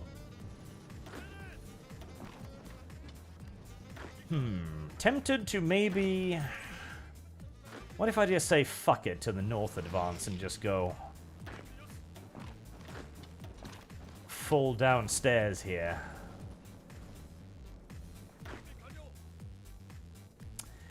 You know what? I think that's exactly what I'm going to do. We'll keep some light units on call over there, of course, but we're going to start dedicating more to this. Because if we manage to close this, of course, we are going to render the majority of the enemy without supplies, which is very, very neat. Make another attempt on Bar as well whilst we're at it. Free civilian factories. Right. What are we going to use those for then? I mean, normally I'd want to start building radar stations around now, but radar stations have been nerfed pretty badly in this game. So I don't know if I want to build too many of them. Recruitment centers, I'm already building those. Maybe police stations, yes.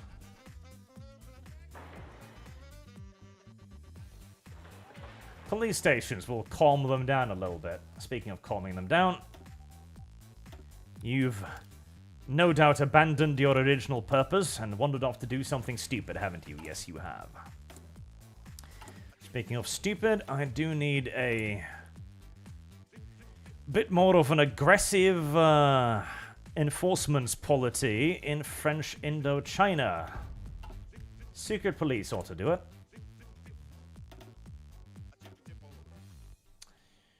Right, improve decimetric radar. Prince Hiryutsu, however, we are allowing to retire. He's okay. We don't need him as much. Right, am I forgetting to retrieve? Yep, okay, Type 100. Let's start researching that. 7 goddamn divisions. Oh boy. Alright, need to start finishing up this war before they spawn enough to start actually overwhelming my northern forces. Oh, prisoner exchanges. Yeah, that would be fun too. That would be a way for you to lessen the burden on your logistical system without resorting to, you know, full-on crazy. But now you're also giving your enemies soldiers as well. You are giving them reinforcements. Do you really want to do that? Do you really want to give your enemies more troops? Potentially veteran, motivated troops. Potentially troops that have a far greater motivation now than they ever had before to screw you over? And how would your soldiers feel about that? Huh? It would also be an interesting point of negotiation, wouldn't it? Because if you're winning, you probably don't want to do that. But if you're losing, you probably would want to do that. Yeah, I think a prisoner of war expansion would actually be pretty cool, but I also think it would not happen in a million years, so It's a neat theoretical with tragic little application in reality.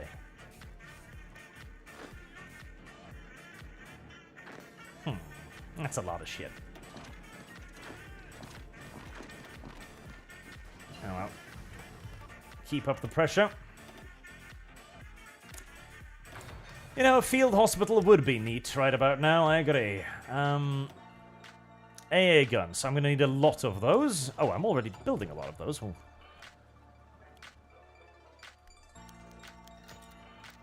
Right, garrison maintenance equipment. I've got another 1,000. Actually, I've only got 700. Okay, ship off 400 to the Chinese then. Hopefully I'm keeping up with their demand. Sadly, you can't actually see how much garrison equipment they need, which is really stupid. I don't know why you're not allowed to do that. You'd think that as, you know, their puppet master, you could simply be like, oh, hey, China, I need to know how much equipment you need. And they would just like, oh, yeah, sure, we'll just tell you. But no. No, they decide to keep that a secret from their overlords. For reasons that, frankly, baffle and confuse their overlords. Like, you don't need that information, but I really do, though, because, you know, it'll help me to make sure that your country doesn't descend into mass anarchy and looting, etc., which I want to avoid, because you're giving me resources, and I'd like for you to continue to give me resources ad infinitum.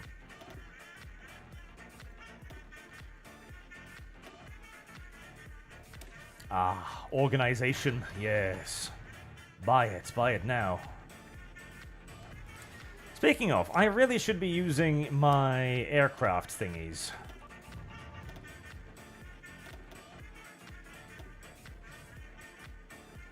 A G4M7 bomber. Cute. Adorable, in fact.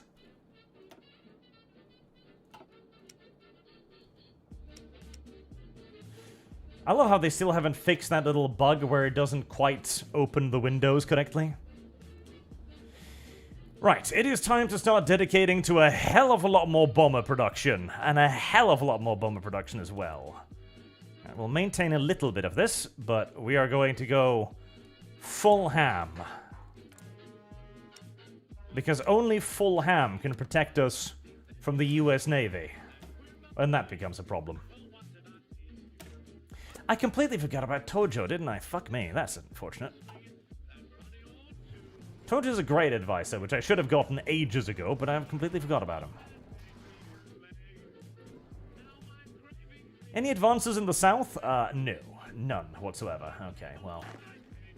Why exactly are you sitting 8 divisions on that one point for no goddamn reason? Please.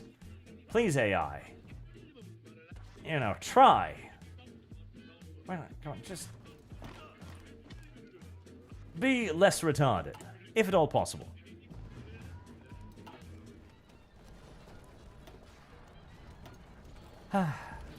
Again, I heartily recommend you never ever give command over to the AI, but... Oh. Alright, the Molotov-Ribbentrop Pact is broken.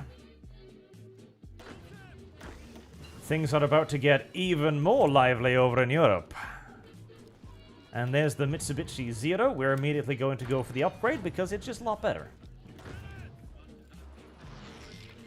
The invasion of the Soviet Union. A tremendous mistake, of course. And no doubt about it. I don't think anyone thinks that the invasion of the Soviet Union was a good idea. Particularly not at that particular point in time either, as, you know, Germany had just needed to delay the invasion because they needed to go and bail out Italy. Something that caused them no end of headache. If they had managed to launch the invasion at the correct time that they had planned, they might have been able to pull it off. It's very far from certain that they would have been able to pull it off, but there is a decent argument to be made that they probably would have managed to get Moscow. Now, whether or not that would have truly have mattered, well, that's an entirely different question. Because whilst Stalin declared that he would stay in Moscow until the bitter end, who knows? He probably wouldn't. He probably would have fled. And if he fled, then the damage to the Soviet Union as a whole would probably not have been that severe. Though, there is an alternative to consider as well. If Stalin had said that he was going to fight to the last, stay in the capital, and he fled, how would his position be within his officers, within his supporters? Would he be able to remain leader of the Soviet Union? Would perhaps an event somewhat similar to the First World War occur instead, where the forces that were opposed to war would wrestle control of the state away from those who still wanted to fight on? Who knows? That's one of those that is very difficult to truly guess at. Personally, I don't think it would have necessarily done anything. It might have. There would be a 50-50 flip, frankly. And that is even assuming that the Germans managed to break in to Moscow. Bearing in mind that Moscow was, of course, ridiculously heavily defended as well. Prove search aircraft. That's going to help out a fair bit. Moscow, even if they'd reached Moscow, because they reached the outskirts of Moscow, but that does not mean that they would have managed to actually get into Moscow and stay in Moscow, as they would have to fight their way past a great deal of highly motivated guards. The NKVD in particular would have been nightmarish, because the NKVD would have known without a shadow of a doubt that their continued existence and their continued ability to profit and benefit from the regime was tied entirely to Stalin. So they would no doubt have fought very, very, very, very aggressively to defend their continued status quo. Bearing in mind, again, that they were essentially terror troopers de facto. Oh, I didn't notice that little thing there was unguarded. Oh, it isn't unguarded, it's just I'm using it to attack them. That's fine. And the fact that the German army was beginning to reach the end of its own endurance too, at the end of its supply line and everything else. Oh, red, let me guess. Yep, more free enemy bombers. Unfortunate in the extreme. Right. What bombers have we got available here? What fighters do we have available too? That's perhaps an even more important question. Okay, we can get in a few there. Another 100 in there. There. Bon voyage, $2. You can see logistics at bottom. At bottom interaction. What? That one? Oh yeah. Yeah, the logistical situation is awful. It's always going to be awful. This is deep China. The logistical situation here will always be as bad as you can possibly imagine. This is standard. This is just China. This is literally just China. And it doesn't really get a whole lot better. Luckily, we are approaching the end of things, and it won't get a whole lot worse either, thank God. And carrier bombers. We're going to need a lot of those. Improved worker safety.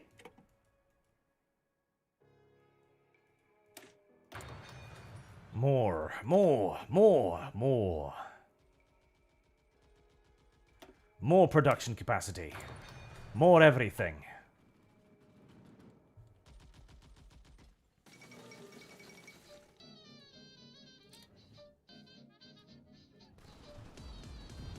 Bon voyage. The puppet supplies interact try-on screen. Interact try-on screen?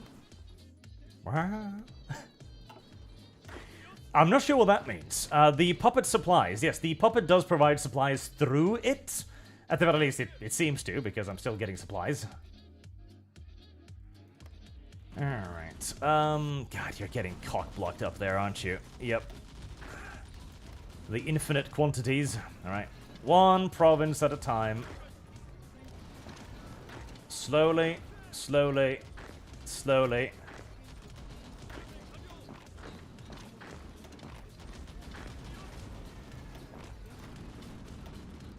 but also relatively surely.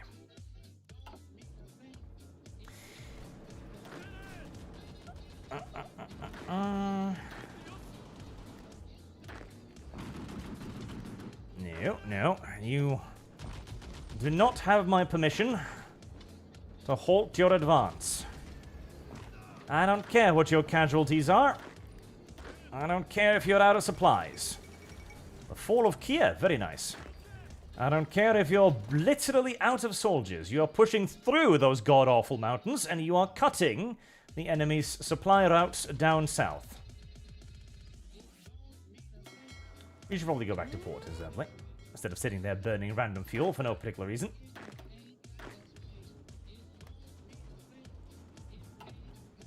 Alright. They're starting to get quite strangled out. I wish the AI would just, you know... Let's see. Alright. Feel free to get a little bit more aggressive. Yeah, that's the problem. I tell it to get more aggressive and all it does is just launch suicide attacks. Yeah. Yeah. It's like, there are opportunities for you to push down there, AI. I know that for a fact. And I wish you were intelligent enough to see them. Heresy's the question. Fire is the answer. Oh look, we made ourselves a little pocket. Isn't that cute? Okay, well, cancel that. Tanks! I do need new tanks. The heaviest possible armor, welded armor, as we can now finally replace the suicidally retarded welded armor. And a nice standard gearbox, standard construction, standard ergonomics. Ah, tank radios. I do need tank radios first. That's a good point. Amphibious tanks. Amphibious tanks are cute, and you should desire them.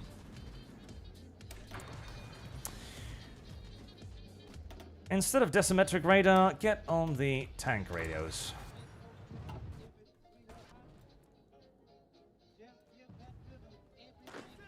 Right. The mountain cutoff is almost complete.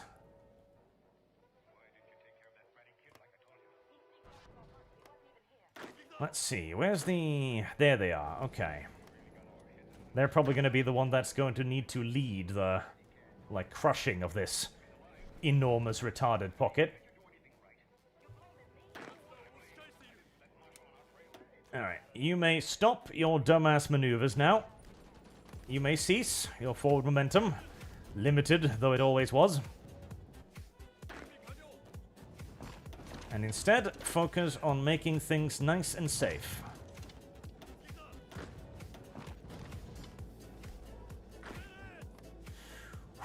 The end beckons.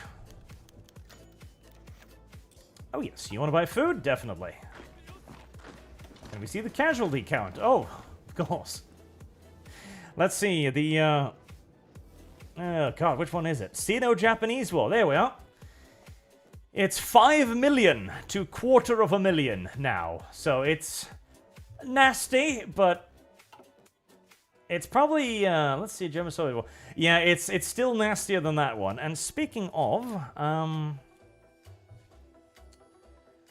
it's time to start some Lend-Lease to the Germans. I know, like, do the Germans need Lend-Lease? Yes. Oh god, yes. Believe you me, the Germans need fucking Lend-Lease. 30,000 rifles and 30,000 uniforms. You might not think the Germans need Lend-Lease, because surely their gear is a hell of a lot better than mine, right? And yes, it is. It's a hell of a lot better than mine. But the Germans suffer casualties like nobody's fucking business. The Germans die by the tens of thousands, and very, very rapidly. Because when you're trying to deal with the Soviet Union, oh boy. You are going to bleed, boy. You are going to bleed like nobody ever thought that anything could ever bleed. You are going to bleed in ways that even bleeders, like women, could never even begin to think of. you are going to need a lot of everything as Germany. And Japanese equipment, inferior though it may indisputably be, well, if your option is between a rifle or no rifle, 9 out of 10 people will choose rifle.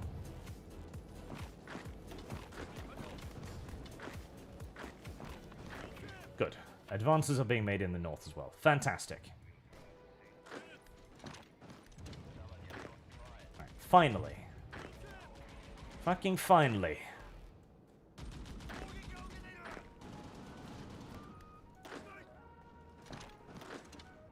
A state of being that resembles the end is coming into view.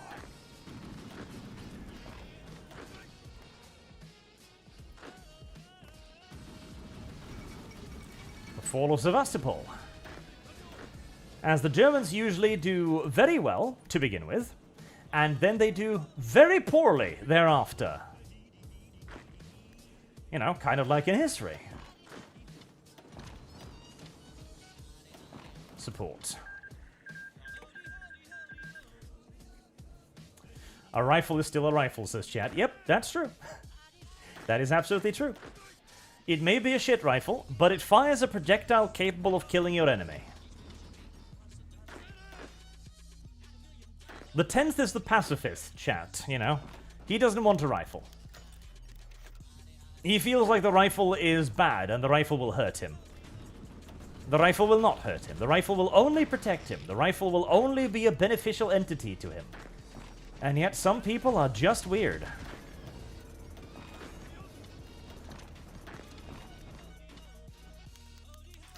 Victory in Vladivostok. I am amazed by the fact that the Russians are still throwing random shit at Japan at this point in time, frankly.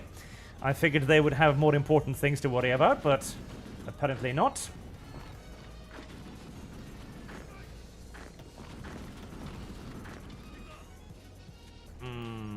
They're not going to be able to hold out there, are they? No, probably not.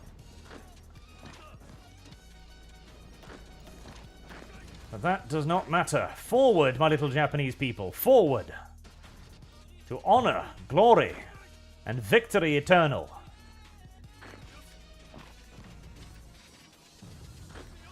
Go. Go. There is only forward. There is no back.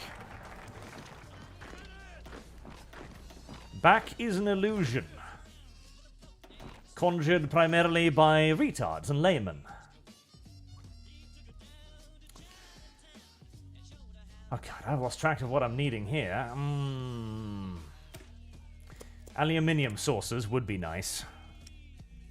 Right, the Type 100. I might as well start producing a few of those just for general issue shits and giggles. Also, I'm maxed out on that. Signals. Signals detachment added to you. Signals attachment.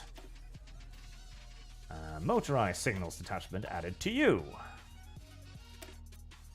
Signals detachment added to you. Signals attachment added to absolutely everything.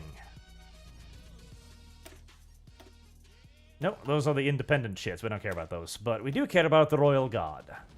Signals detachment. Right, that is going to screw with everyone's organization a little bit whilst they get used to being able to, you know, speak to each other at distance. Ah, the Pentagon.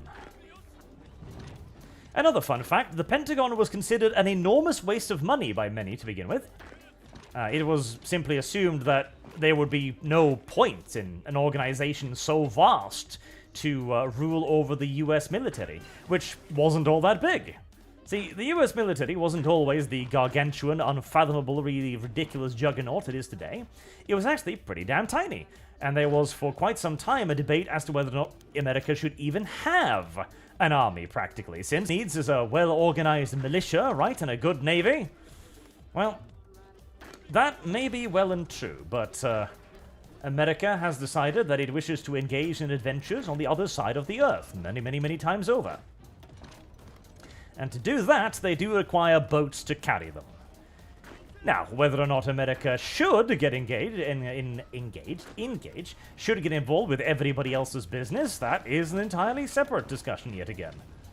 One that Europe, of course, says yes to, because we'd rather America spends money on protecting us than we spend money on protecting ourselves, of course.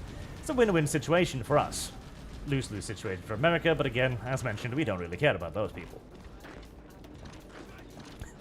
I don't ironically find that somewhat funny, though. Now that the elections are going again, there's been a bunch of articles down here talking about how European leaders are worried about a Trump presidency. Like, they're afraid. If Trump wins, God only knows what could happen. And it's like, okay, well, what are you worried for? Like, what's the issue? Well, he might pull out of NATO. Okay, why would he do that? Well, because America's paying too much of our common defense budget. Oh, so what you're worried about isn't really America pulling out of NATO per se. What you're worried about is that your enormous piggy bank will finally stop oinking happily in your general direction, and might look at its own situation and go, wow, I'm like $75 trillion in debt. I wonder if I could spend all of this money on something more productive, somewhere else. That would be terrible, I admit. I wouldn't want to see that happen either. My God help me, we might have to start paying taxes again. And no, from a Norwegian, that's rich. We already pay plenty of taxes. Stop that. Go there.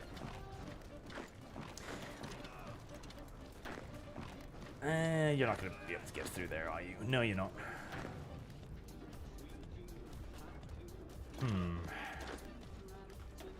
God damn it. Even with no supplies, even massively on the retreat, they still have enough shit to bar my way. Incredible.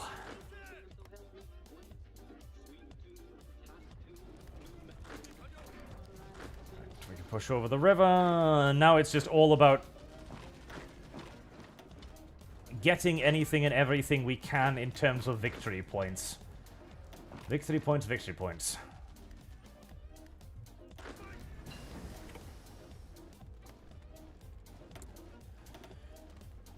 More factories.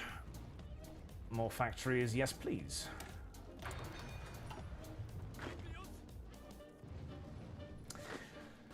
And it looks like a lot of the fears of Europe might turn out to be true as well. At the very least, if the recent Trumpian victory was any indication. To be fair, I don't think anyone had ever assumed that Trump was going to lose in Iowa, or lose in the first round of the Republican nomination nonsense or anything like that. It's not exactly a massive upset or anything. But still, I'm sure there were a lot of people that hoped that he would stumble right out of the gate. Particularly DeSantis, I imagine. I do feel bad for DeSantis. I genuinely do. Like, I think DeSantis has a great, like, opportunity to do something pretty genuinely good for America and for the world. But his timing, God, his timing.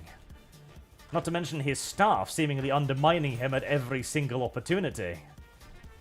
It's genuinely kind of tragic to see such enormous potential now maybe wasted completely. Not to count him out just yet. He still has Florida. There's no reason why he couldn't launch another presidential bid under more auspicious circumstances. Plus, there is a benefit to this as well. A nice solid defeat in the presidential race will give Florida Man a very good reason to reassert himself at home by picking on the company that always gives him a nice bump in the polls, Disney. And anything that's bad for Disney is good for everybody else. I tell you this, if Disney knew what was good for them, they would have sponsored DeSantis' presidential campaign with everything they had. They would have thrown every penny they could possibly possess at him in an effort to try and make sure that he at least did okay. Because a DeSantis that has to come home without any real benefits from the presidential campaign is going to be a very, very vengeful one. And one very, very interested in restaking his territory in very clear and obvious ways. Okay, good boys. Continue the pushes yet further.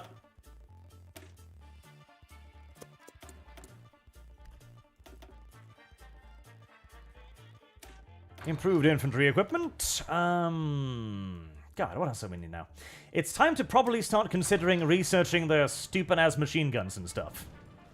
I always put them off to absolute last because they're not really worth it. They don't add enough, you know, stat-wise benefits to your fighting potential to be worth focusing a whole lot on. Oh, God. More free fucking aircraft. God damn it. I wish there was a way to actually automize the fighters, honestly, because there kind of is and there kind of isn't. Like, there's not a good way to automize the fighters, but it'd be great because the AI, of course, can move its units as many times as it needs to constantly counter your deployment of aircraft, whereas you need to constantly be looking out for where the enemy moves their aircraft in the hope of intercepting them and not getting yourself dicked over by them. Alright, these guys must be done training by now, right? Yep, they are. Good. Okay. Go and bomb up there. Slowly. Slowly, oh so painfully slowly. Another pocket closes.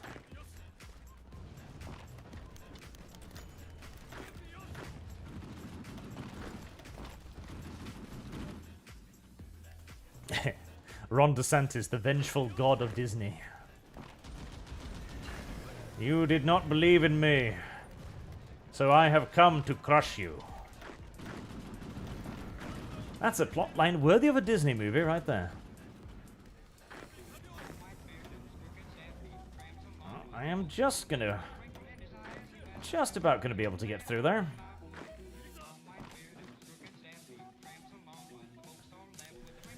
My only fear is that the Dems make Trump a martyr. Well, I mean, they didn't assassinate him the first time around, so I think it's relatively safe to assume that they're probably not gonna do it this time either, probably. I do need to upgrade that. Recon equipment, level 2. And assault SMG equipment, level 2. And we have the pretty little fighter now. Maintenance, light cannons, airframe. Yeah. A7M40.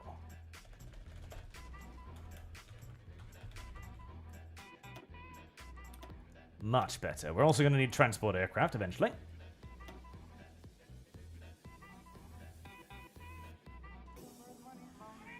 And again, start building like there is no tomorrow.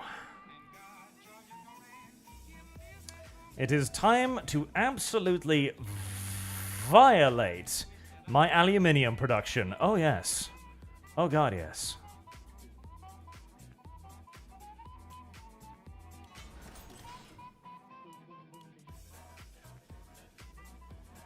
Right, minus 85. Yep, that's pretty awful. What to build?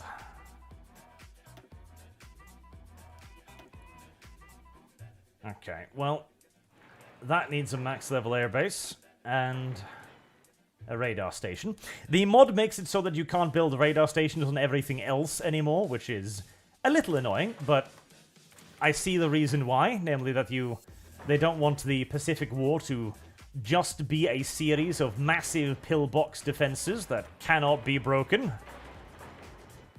Build the shit out of that. Level that one up. Increase the infrastructure down there. And we might as well increase the infrastructure up there too. Alright, that'll keep the civilian factories busy for a little while longer.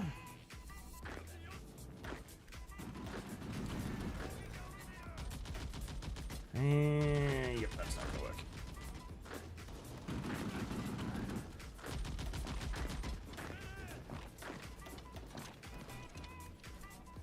That is probably not gonna work either, but it's worth a little poke to see if I can get away with anything.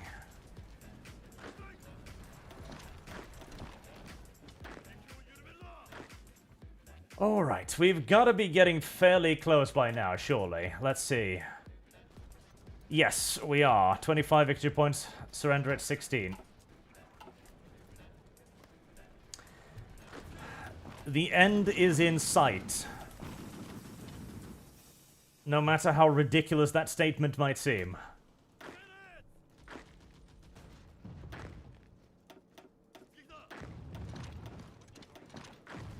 Keep attacking. Republic of Iran declares war on the Soviet Union. A choice that demonstrates a near uniquely terrible understanding of one's own self-preservation. Get over there. We need to take that other victory point.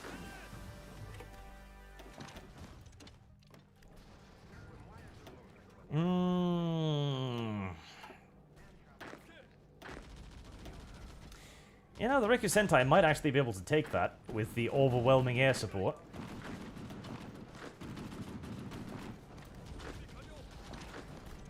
There are still mountains to cross, however.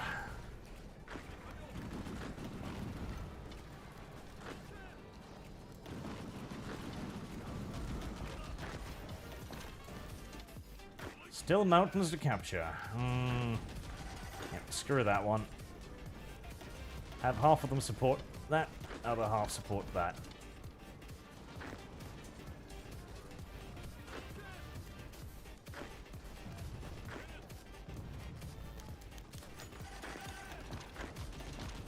Continue supporting. Alright.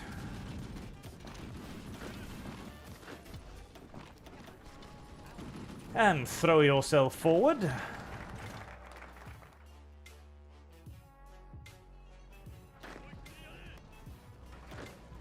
Oh boy. As the fighting somehow grows yet fucking worse. Okay, yeah, reinforcements, never mind. It was worth a try to see if we could get through there, but... nope.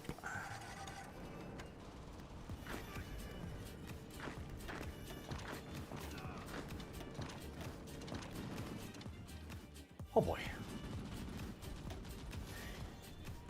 See, any decent nation wouldn't have this much mountains. But no, this is China. A nation of nothing but countless fucking mountains. I can see why why China wasn't united until way late, because fighting through this territory with old school equipment must have been particularly shit. Imagine supplying armies in this environment without trucks. Well, to be fair, I barely had trucks. Most of my army is propelled near exclusively by fucking horses. And I still can't get through any of this shit because of the enormous defensive bonuses to the mountains. God fucking help me, mountains.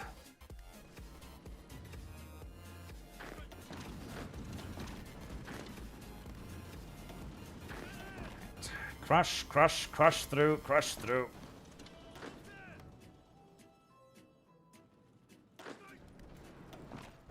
How the fuck have you not captured that yet?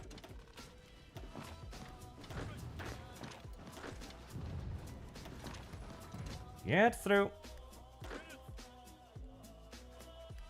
I would like to try and get these two, but I don't know if that's going to be possible. There's 4 divisions there, 3 divisions. Yeah, no. The north is shut to me, I think.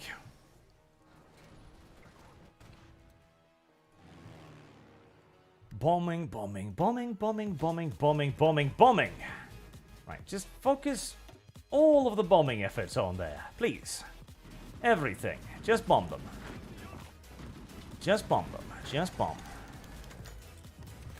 American fleet in Pearl Harbor? I mean, I wish I could, but as you can see, I am unfortunately a pinch busy at the moment, dealing with the Chinese. There is no circumstance in which attacking America whilst you're still embattled in China is a good idea. Your entire army busy fighting an enemy that literally never stops coming, and then deciding to open a second front against a navy that literally will never stop coming. Yes. It was a very, very bad idea. Alright, I'm going to massively need to increase my fuel import, and where's Tojo? I thought I could replace one of you guys with Tojo. Tojo.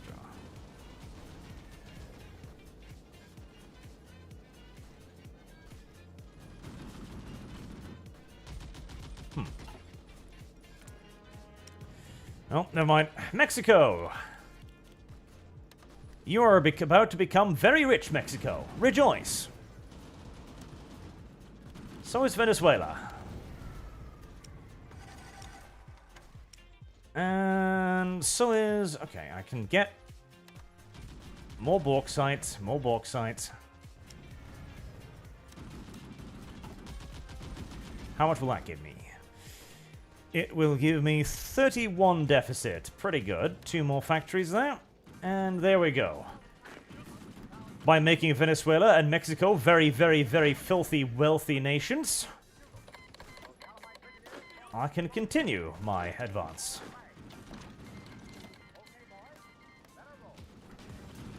Don't worry, chat. I'm sure the cartels will be way less aggressive in my reality.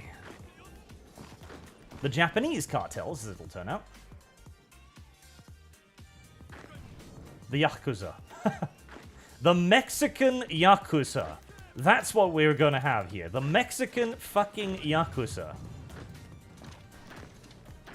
That almost sounds kind of cool when you think of it. Oh god. How am I not through here yet?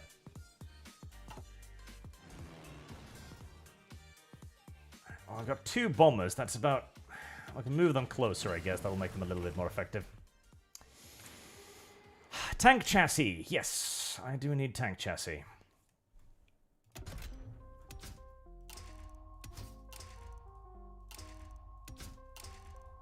I feel like the Yakuza cartels would be preferable to the current ones. I don't know. On the one hand, it seems silly to accuse the Japanese of being all that much more civilized than the Mexicans, considering the context of the game we're currently playing. But at the same time, you know, don't you feel like the Japanese might be nicer gangsters? I think so. I think at least they would possess a modicum more restraint, I think. Armor distribution, which will be intermediate. There. Type Chi here. I think so. I think they would be nicer. I can't necessarily argue specifically for why right off the bat, but I think so. I think they would be a kinda gentler type of criminal, don't you think? Go Shikigun. 2. It's kind of a waste to spend this much military experience on clothing, but I have it, so there's no real reason not to use it, is there? We don't need as many of those. We don't need as many of those. We don't need as many of those.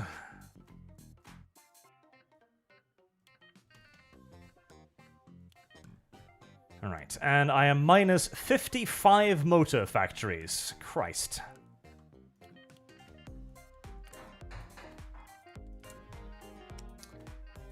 Speaking of, can you, no, you can't. You're already giving me all the metal you can, tragically. Alright, well, more metal from this then. That'll fix the metal deficit. Ah, yes. The... what is it? The Chiha? Uni? That one's actually a decent tank. You know, in sharp contrast to every other tank the Japanese has. That one with a 75mm gun was basically the equivalent of a German Panzer IV. Now, it's a bit of a, you know, problem that they only came up with the equivalent of a German Panzer IV in, like, 1945, of course. That's not ideal for the Japanese, but at least they actually came up with something that was the equivalent of Panzer IV eventually. It's more than some can claim. Right, get the motor factories going.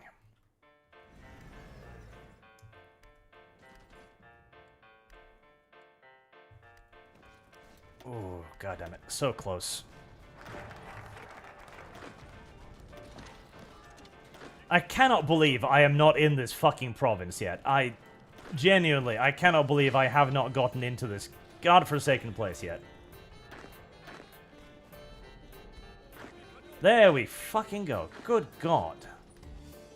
Now, get some reinforcements in there so we can actually hold it, por favor. Right. And attack that too whilst you're at it.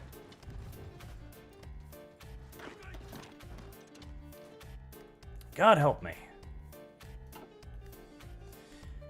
I have got to be like 1 or 2 fucking provinces away from ending this eternal conflict. Alright, move those 3 away to clear up supply. Where do we move you? Up there. Go.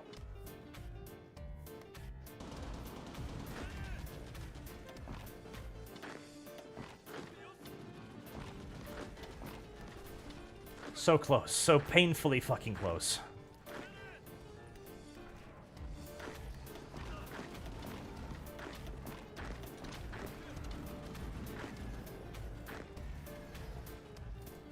Alright, the Imperial Elites. Continue your advance. Painfully fucking close.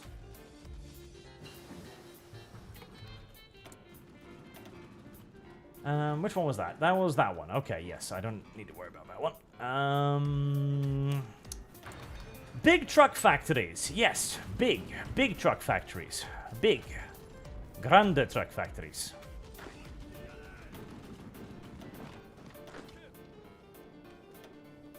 That is looking a bit dodgy.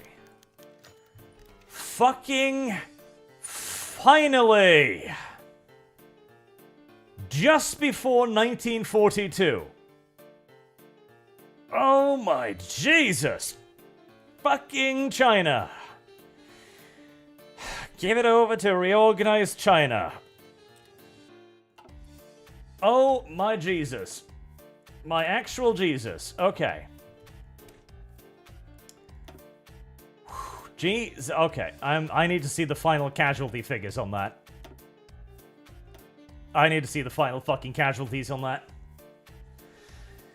Tenno Heika! Banzai! Banzai! Banzai!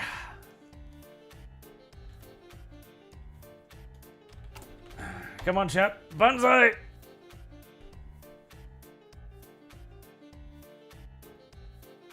Alright, let's see. What was that? That was 5.42 million casualties on China's side.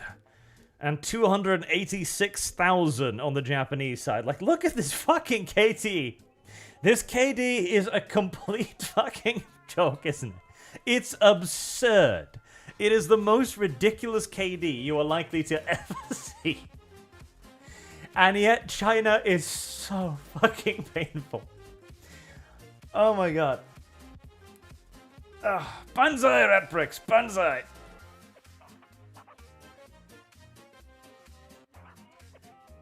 Oh, China. Oh, China, my god, China. Oh, Jesus, China.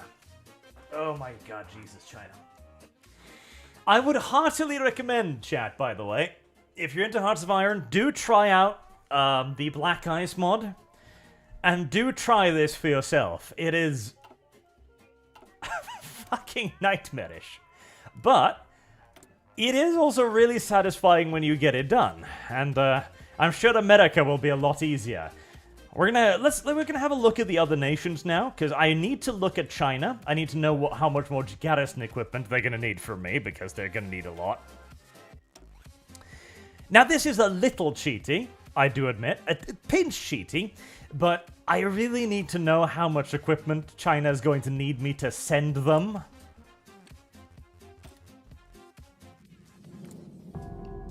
So let's have a look at them here. Right, 62,157. Now that is before they naturalize it, I think. Oh, never mind. Then Hearts of Iron crashes because it's like, my god, you cannot make that many things, ever. That's true. That's true, video game, but trust me, I can. I absolutely can. So they're probably going to need something like 20, 30,000 at least, which I'm going to primarily need to make for them. As China's a bit retarded. China's really retarded, actually.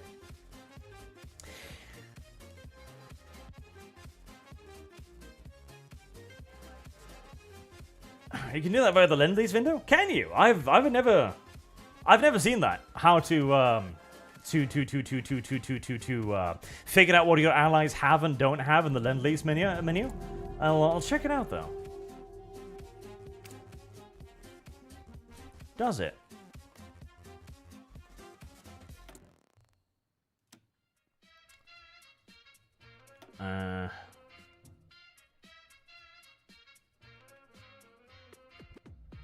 Does it?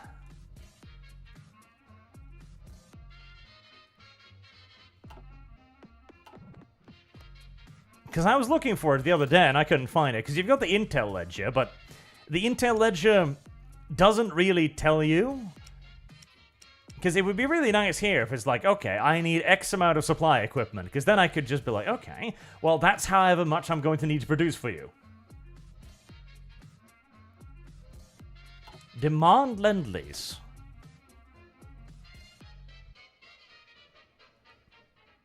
To request Lend-Lease, we must be at war. Well, that's a good tip, but tragically, it's not possible right now. As China is going to have to just absolutely suffer through some ridiculous uprisings. I've seen China suffering like 100,000 casualties a month. Easy. 9 NDA 3. Hey Arch, your gameplay of Rogue Trader convinced me to buy it. I enjoy it on daring mode, and as always, gatekeep. Gatekeep indeed. In fact, I released a nice little video on gatekeeping just an hour ago now. Actually, it's been a while. 62,000 units. I'm gonna need to send them a lot. Let's see here, because as you can see, it's quite lively. It is quite lively. Now, I think this is bullshit, because the issue is they treat the government of China as if it was just an invader, right? And it isn't, because you get the exact same minuses as Japan does, which is just dumb. Like, the reformed government of China should start out with at least, like, 30, 40 compliance. I mean, come the fuck on. This is unreasonable. Heresy's the question. Very Fire unreasonable. is the answer. Let's see. See if it allows me to run the clock a little bit without crashing. So this is how... Nope. Nope, it does not. Okay. So China is a little bit buggy right now. Probably because it just formed. Right. Well, I hope Japan isn't equally buggy. God willing.